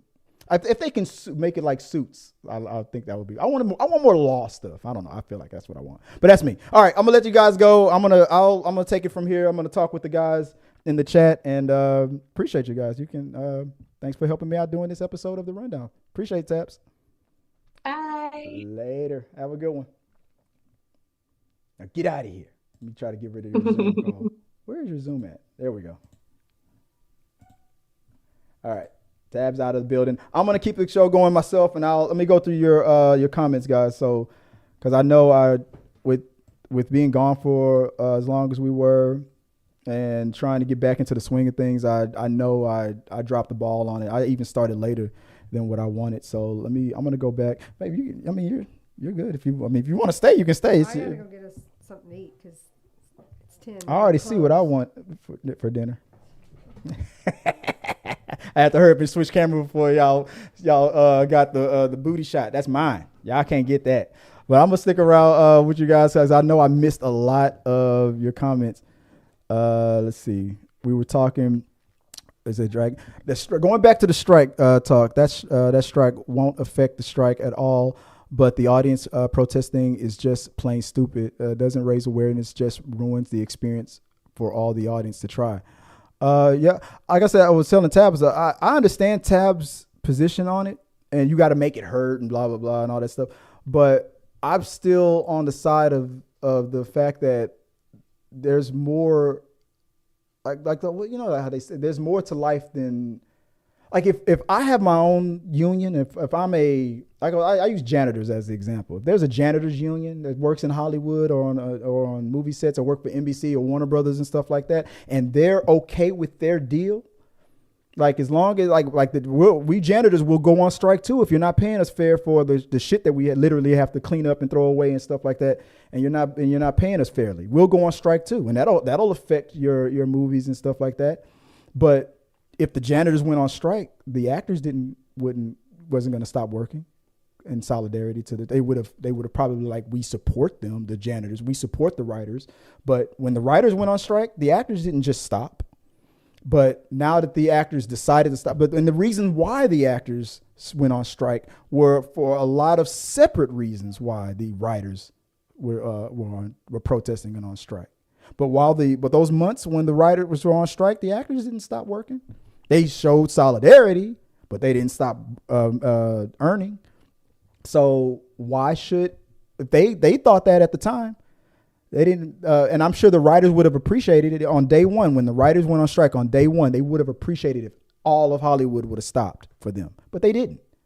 But now that they're both striking, and the makeup artists and the stagehands and stuff are desperate now looking for work, because now they're being, but like if the stagehands weren't being were going on strike and the actors weren't on strike, would the actors stop promoting stuff, and would the actors stop going to shows and they would have gone and make their money. So it's like, so why are we blaming other groups for trying to pay their bills and work just so we can stick it? I understand sticking it to the producers because they're taking too much of the pot, but the whole everybody has to suffer, even the ones who aren't striking, even the ones who do feel like they have a fair deal. I don't necessarily agree with that. Yeah, try to make it hurt for the people who are causing the problems, but there's casualties of war, man, and that's not always right. Watch the show. I guess that's bumping into some conversations that you guys were having. Dragon continues on. Loving the live stream, by the way. I appreciate it, man. We were sick for we got the COVID. The kids brought it to us when school started, and I got COVID back in 2000. Was it December of 2000? First, I got it years ago, and then now it's the numbers are coming back up again, and I got it again. Last time, my wife, Joy is a nurse. She works in hospitals, and I was afraid that she was gonna get it real bad, and she never got it. When the pandemic first started, she never got it. I got it. The kids got it. She never got it, and she was the most at risk. She was the one going to hospitals, and she never got it. But this time, finally, I'll put it to you like this, because this is the rundown after dark, by the way. Look, I'll put it to you like this. There was something that happened that happened hours before my symptoms started. Let me just put it like that, where I was shocked that Joy didn't catch it. I was like, after that, you still test negative? Damn, you were like you a Terminator. But then a week later, so it was one of those situations. They say that by the time you get your symptoms, you've probably already had it for like a week. or so. And it was something like that. So when my symptoms started to die down, she still was testing negative. And then when I was out of quarantine, the second I was a day away from being out of quarantine, or the day after I was out of quarantine, and me and her could be in the same room again, that was when it hit her. And that's what delayed it another week. So the show would have only been gone for like a week. But when the timeline of it, when it hit me and then later it hit her, I was like, let me just give it 2 weeks, because I like to have people here in the studio. Tabs said that the only reason why Tabs wasn't here today was because it was raining and whatnot. So, but otherwise she would have been here. But yeah, we're off, we're fine, and we're glad to be back. But I appreciate it. I'm glad you like the show, man. I'm working behind the scenes to try to make it better. I'm gonna go back to another platform that I was using to live stream back on Facebook, Twitch, and YouTube simultaneously. Hopefully get it back on TikTok and all that stuff again at the same time. But right now it's just on YouTube. But let's see. I think I clicked on it and I clicked away from it. That strike won't affect the strike at all. But I think I already clicked on that one. Doesn't raise awareness. I already clicked on that one. Live stream. Turn up Tabatha's mic, and we figured it out. I'll figure it out later. Peter Lang, so does every late night show, reality show, game show, talk show, etc. shut down? What about reviewers? No. If you're not like shows like mine, because I talk about the news, I'll talk about trending. I'll talk about things, and on top of that, I'm not a member of these things. If I had an actor, if I was doing an interview, I've interviewed actors.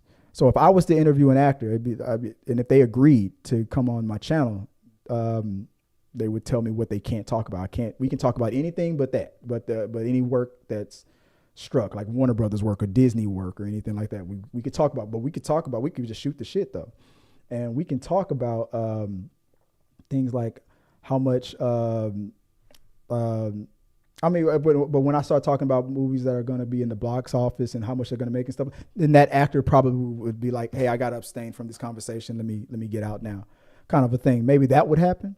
But me, I don't have to stop. But them, Drew Barrymore. Look, if I could say, like, if her show was always a talk show, but she always had actors and stuff on it, I can understand the confusion what Tabatha was talking about. But if the show can continue on and not necessarily be, if it can, for the time being, evolve and steer away from that, so they can still be in solidarity with the strike, and other people who aren't a part of that but are still affected by it can still make a living, I think that's a good thing. The problem that Tabatha had with it is the fact that a lot of that money is still going to funnel up to the people who are, that they're protesting against, and that's what she's against, which I agree. But I mean, they're still making I can't do the scorched earth approach.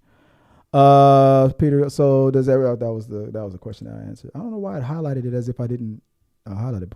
Dragon. Also, the line between entertainment and news is a bit sketchy. Like Today's Show and NBC Nightly News are still doing shows, and writers are writing scripts. Nightly news, but those are news journalists. Those are journalists and or critics and things like that. Not necessarily Writers Guild writers. We're talking. That's the difference, though. Like nightly news, NBC News, and things like that. We're talking about those writers are writing, who write the teleprompters and stuff like that. Those are mostly journalists. They're not like SAG, right? And if some of them are SAG members or WGA members, they probably would not be allowed to work. But the people who are writing the teleprompter stuff and things like that, most of those guys are probably not members of the WGA, and most of those people who are working to report the news and story, like these are journalists and things like that. These are people the people who write the articles for Deadline and Variety. Even though they're talking about movies and actors and stuff like that, they're writers. They are journalists and writing stories, covering stories of current events and things that are happening. They're not necessarily actors and writers writing movie scripts and stuff. So that's two different things. Like night show people. Drew Barrymore herself, she said she had 3 WGA writers who wrote for her show. They're like you were saying, they were probably writing sketches, her opening monologue, making her seem funny, and making the show more entertaining on certain topics and stuff. But since they can't work for her right now, since they're on strike, she's probably just writing. The people who aren't members are probably just writing certain like bullet points. Okay, we're just gonna talk, but just shoot the shit with this person. Just talk about eggs and bacon and what you had in the morning or what you had for lunch. Just talk about what's going on in Hawaii. Just talk about that. It's a talk show. Just talk. It's a podcast. Just talk. It's a this and that. Just go into a podcast style. And that's what Tabatha was saying, was that then she should gear it towards make it officially a podcast. Well, technically it is, but there's cameras. What Tabatha had a problem with is the fact that money is just going to keep funneling up to the powers that be, and she just did not. She did not like that.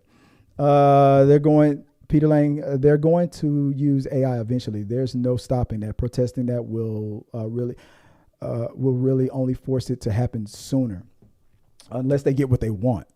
I think there was a ruling that just came out that you can't get an award for AI stuff. Like if you let's say it's 10 years in the future and there was a movie that was written by an AI, and it was a beautiful movie. It was impactful and Oscar worthy. I don't think it would qualify. I think based on the new, I forgot who. I got to go back to see who made what this agreement said. I got to read it again because I only heard about it. AI stuff cannot get awards because there was no real writer. It was an algorithm wrote it. It just threw some words together. It might have wrote a beautiful story, but you would think in that situation the producer would get the award for best writer. Like, no, you didn't write it, and you basically had a fancy search engine write it for you, pretty much. And so that's what they're trying to put a stop to. That's what they're mostly. One of the things, I'm just probably paraphrasing, but that's one of the things that they're trying to fight against. It's going to happen.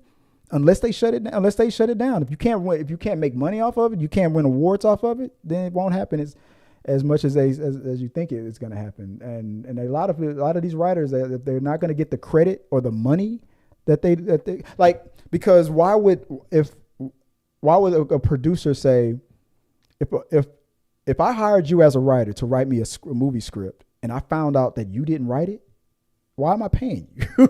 Yeah, so that would be the whole. That's one of the arguments and stuff like that. If I can get away with not even paying you, and if I can get it from then why do I need you? And then so if they're going to fight on the other side, okay, well if you can't get awards and stuff like. So I got to read the details of it again, but they're fighting on both sides and trying to negotiate, and both sides are going to try to lose, make the other side lose as much as possible so everybody can get what they want. Does Tabatha realize that there isn't a platform where it doesn't trickle up to the bigwigs? I don't think so. That was the point that I was trying to make to her, that a lot of this stuff is going to trickle up, whether you like it or not. Amazon and Apple, they don't need talk about. They could use AI if they wanted to, but they don't. They're making network shows and stuff like that, and on the Hollywood types of stuff too.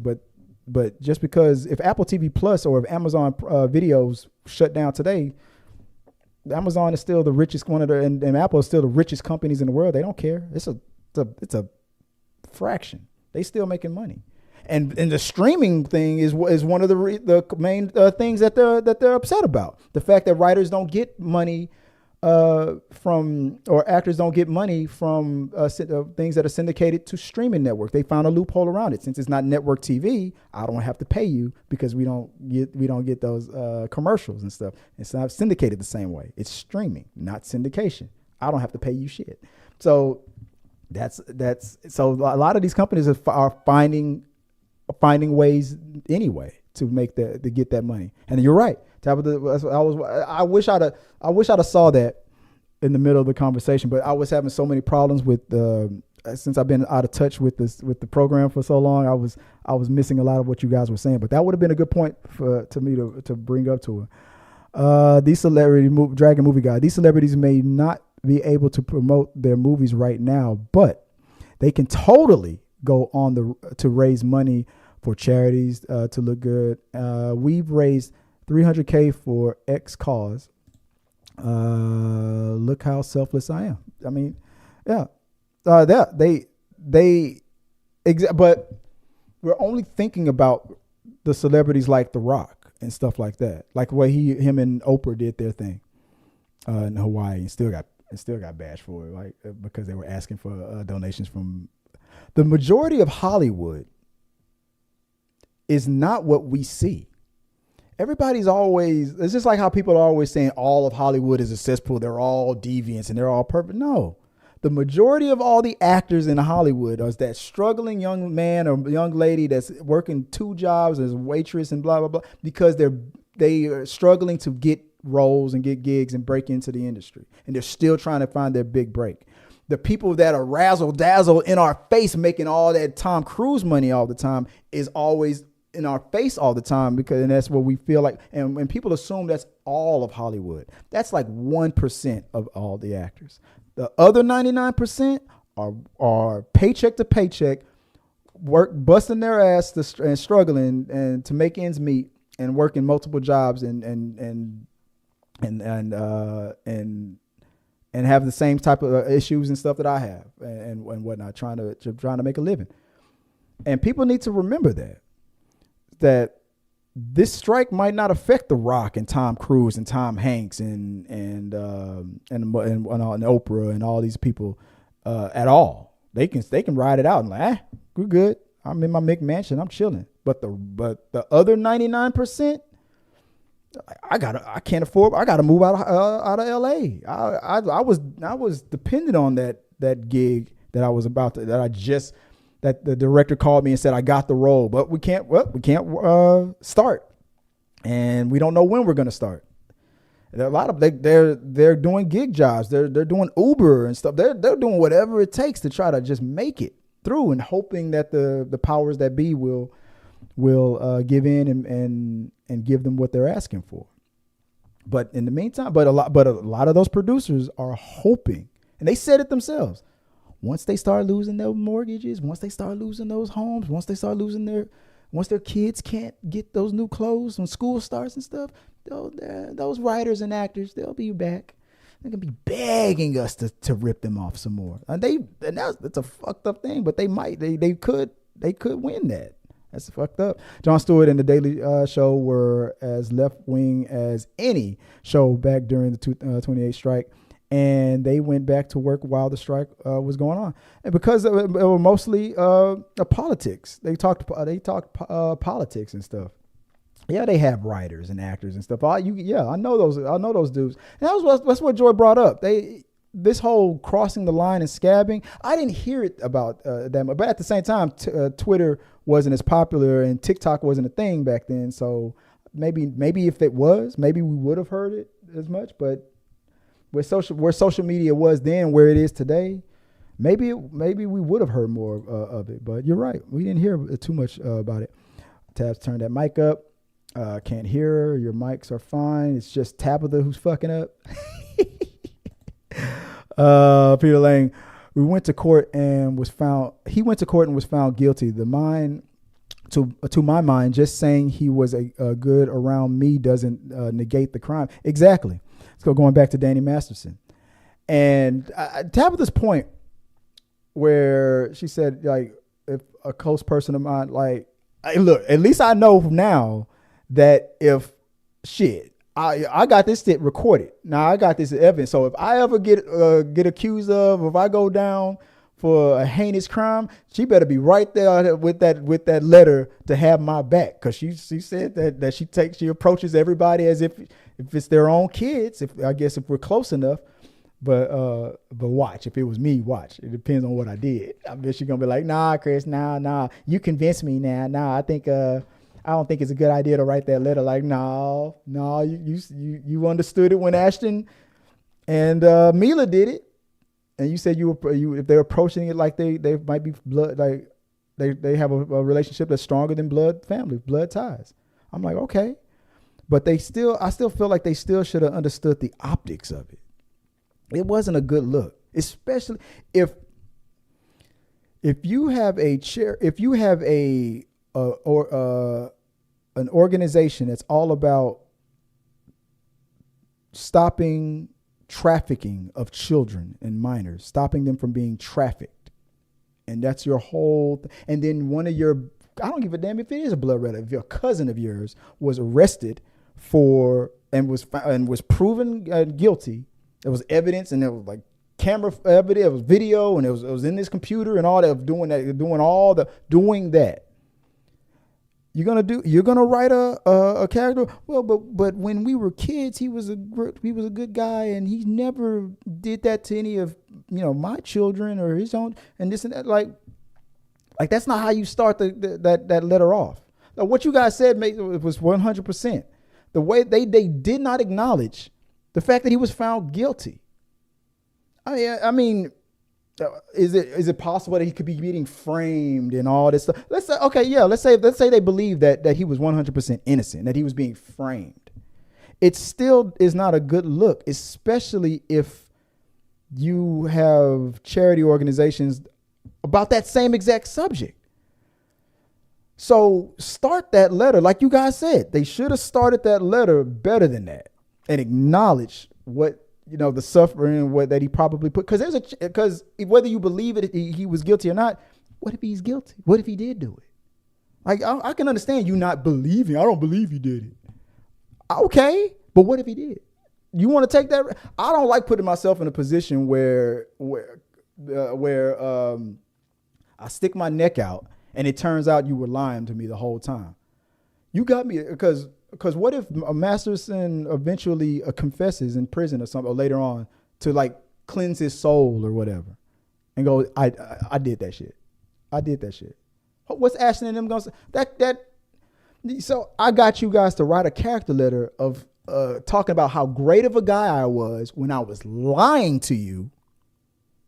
Because remember, that's the person that they could be writing that letter for. A person who was just not showing you who the other side of them and lying to you about that stuff. And then later, he what if he confesses and goes, yeah, Ashton, yeah, I did that shit. Damn, dude, you got me. I wrote that letter for you. I appreciate it. It almost worked. Would have got away with it too if it wasn't for that meddling judge. Dexter deserves audience support during the original show because the writers was good. Dexter, New Blood deserves to not have support because the writing was so bad. Ipso facto, Ashton. I still haven't watched the new Dexter, man. I need to. Is it that bad? I gotta watch that. I need to catch up to it. And Mila shouldn't write for Dexter, New Blood season 2. Oh, I see what you guys are talking about. Let me go down here. Peter, LOL. At Peter Lang. So does Seth Meyers every time he forces his audience to survive an awful late night show? That's sadistic torture every night, and that's just the monologue. Who? Seth Meyers? Oh, I think Seth's funny. His humor is. It's particular. It's if you didn't like him on Saturday Night Live when he was doing the weekly update, then yeah, you're not gonna like him hosting his late night. Pierre Kelly, this was the movie. I guess we're talking about Showgirls. This was the movie in which Elizabeth Berkley left Bayside for Las Vegas. Yeah, I really did think that movie was gonna have an impact for her career. I thought she was going to be more sought out after. I have a funny feeling that if that movie was made today, that it would have done better, or would have been more received. Miley Cyrus, no. As a Las Vegas resident, watching Showgirls now is a huge time warp as the city looks nothing like that film. I heard that. Yeah, it's totally different. Like, oh, but you talking about there when you know who used to own all those casinos, right? I know. I heard that. I've heard that it's that Vegas from the 60s, 70s, and from the 80s and 90s is different today because of who was really running the show back then. So I know what you mean. I heard that, but I didn't know you. So you live in Vegas, so you right there. So you're there. Okay. Tabatha's mic got turned up just in time. And the NC-17 rating was well used in this film. Just wish the film was better. Yeah, agreed. All right, I said I got on all those. Dragon Movie Guy continues. Keep in mind, Showgirls came out mostly pre-internet, so there's no way this movie would be so controversial today, considering the P-Hub is out there for free and Megan Thee Stallion hitting songs. Yep. Yeah. Oh yeah, get a bucket and a mop. That would have been the theme song for that movie for Showgirls. There's some forget 80s hairband videos, dude. Remember the videos where Naomi Campbell almost went down on Michael Jackson? Was that Nev? Yeah, was that her? That was Nev Campbell. Naomi. Oh, was Naomi Campbell? Oh yeah. Wasn't he wearing that wife beater? Looked like he was wearing a dress. like Snoop Dogg and Baby Boy wearing that white beater with them no muscles on. It's cracking me up more than the licking the pole. The red hair actor staring at Elizabeth Berkley in the photo. I think I know what you're talking about. Oh, the steel. Oh, okay. That I had next. Okay. I see what you're talking about. Did Tabatha watch Dirty Dancing? I think she said she did. I can text her real quick before I end the stream. Have you ever seen Dirty Dancing? I know Joy has. You know, I remember seeing something making fun of that movie, talking about nobody puts baby in the corner. And I think it was Family Guy. And the father was like, "You mean my 16-year-old daughter? Damn right, I put her in the corner. Ain't you like 45? Get your ass away from me and my daughter. She's 16. Get your ass away from me." The type of the watch I didn't answer. I'll see if she answers before I get to the end, because we're almost at the end here. Blue Beetle, Dragon Movie Guy. Blue Beetle couldn't even break 25 million opening weekend. Thanks, Zack Snyder. Release the Snyder Cut. As they say, it's our bedtime. At Dragon, what did you say? It's only 8 p.m. here in Vegas. He said, me too. I guess that's what you were talking about there. Ghostbusters 2016 failed for tons of reasons, but wokeness isn't one of them. Bad casting, bad directing, bad writing. Look, that movie had me until Thor was I don't know what his character didn't need to be that silly, that goofy, and that lame. He didn't need to be that silly. He could have played it like what was the character name? Janine, the original Ghostbusters. He could have been a serious character, like she was. Like and like, it would have been funnier to me that if he would have been like straight up serious. But it went too goofy towards the end, and with his character. The way they ended it was so bad. I only saw it once in the theaters, and I was like, yeah, this movie ain't gonna be all that great. And I love the live stream. I think I already caught that one. Member Brianna Jasmine was in the chat. It's 11:15 for me. Definitely past my bedtime. Sorry about that. Sorry keeping you guys up so late on it, but I definitely wanted to make sure I got to all these chats because it's been a while. I haven't done this I was so sick for the past 2 weeks, so I missed doing this. The Dragon Movie Guy continues on. I think I have the vid in January 2020, driving Uber, picking up a conventioneer from China who was coughing up a storm. Oh, I think I got the vid. Oh, okay. I was like, I thought you meant video. And yeah, January 2020, driving Uber, picking up a conventioneer from China who was coughing up a storm. Caught something and was on my tuchus for a week. No bueno. Continues on. Love the T'Challa lamp in the background, by the way. Thanks, man. It was an old Halloween mask for my kids. It was an old Halloween mask for my kids, and when they grew out of it, I was like, but it's still Black Panther. So I put it on this mic stand and I put a bulb behind it. And there we go. It's been one of my props for a long time. Let's see. One of the last ones before we call it a day, a night. The whole thing about AI in writing is a bit of a paper tiger. There's no way they can prove that AI wasn't used in the writing process along the way.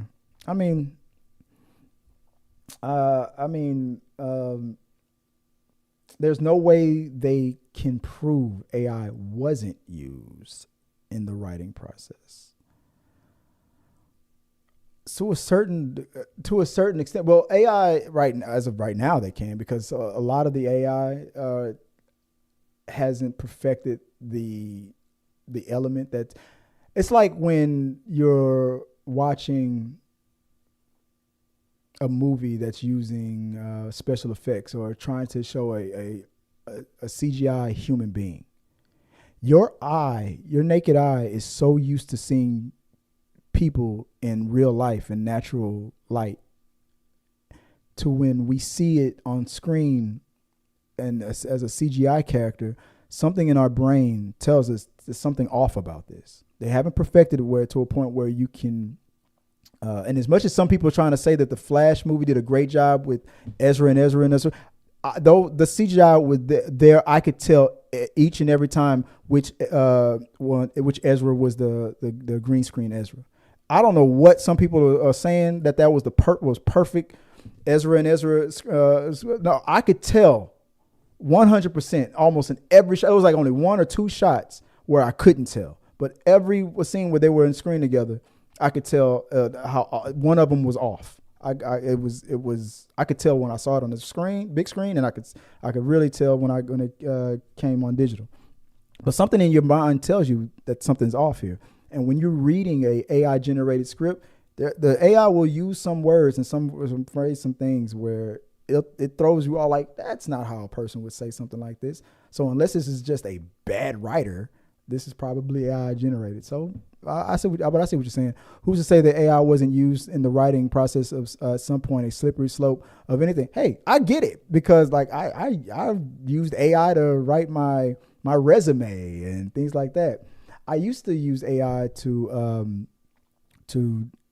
quickly put something together. Like if I need a rundown of something, I might go to Chat GPT and get it put together for it, just so I could expedite it if I'm running out of time. I should have did that today so I can get the show up on time, but I didn't. But no, I see what you're saying. But there's ways they can tell. They've been able to tell. They can tell. It's usually writers can tell, and then on top of that, I'm pretty sure a bunch of writers don't want to be accused of it. It's like, oh, this is some bullshit. This is AI, wasn't it? And then they get insulted because they're like, what was wrong with it, or something like that. So I don't think people even want to be accused of it.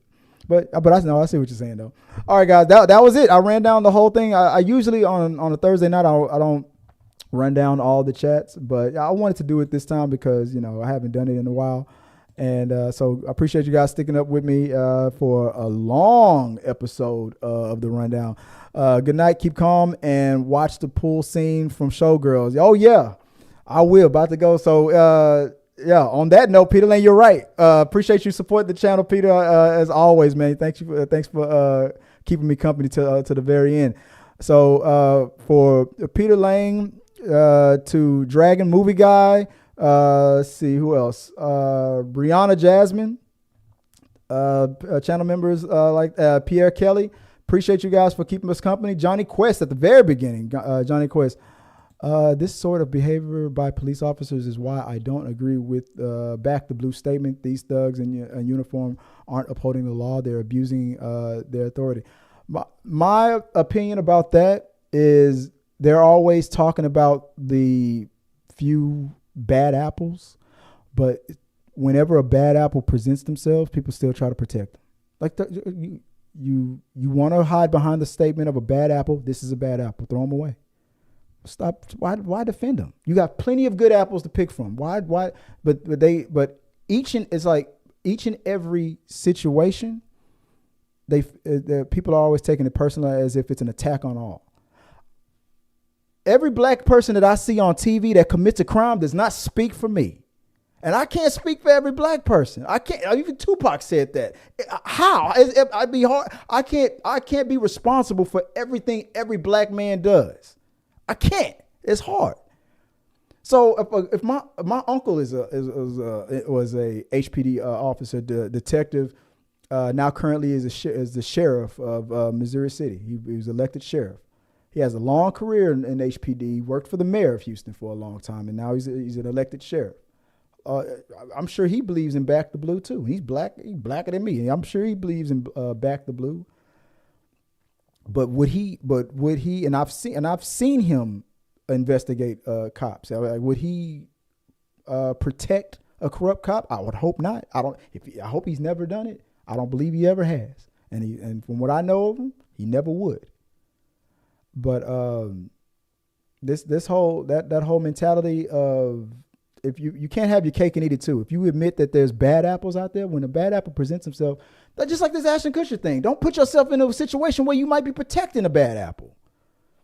Everybody today is always taking shit so personally, because if you're saying that white guy said what that white guy said wasn't that bad, so if you're saying that he's racist, you might be calling me racist. No, not about you. It's about that dude. Why are you fighting for him? He said it. You didn't. But when you start defending them that hard, I'm looking at you now. So that's how I feel about that. Like, if they're a bad apple, throw that motherfucker away.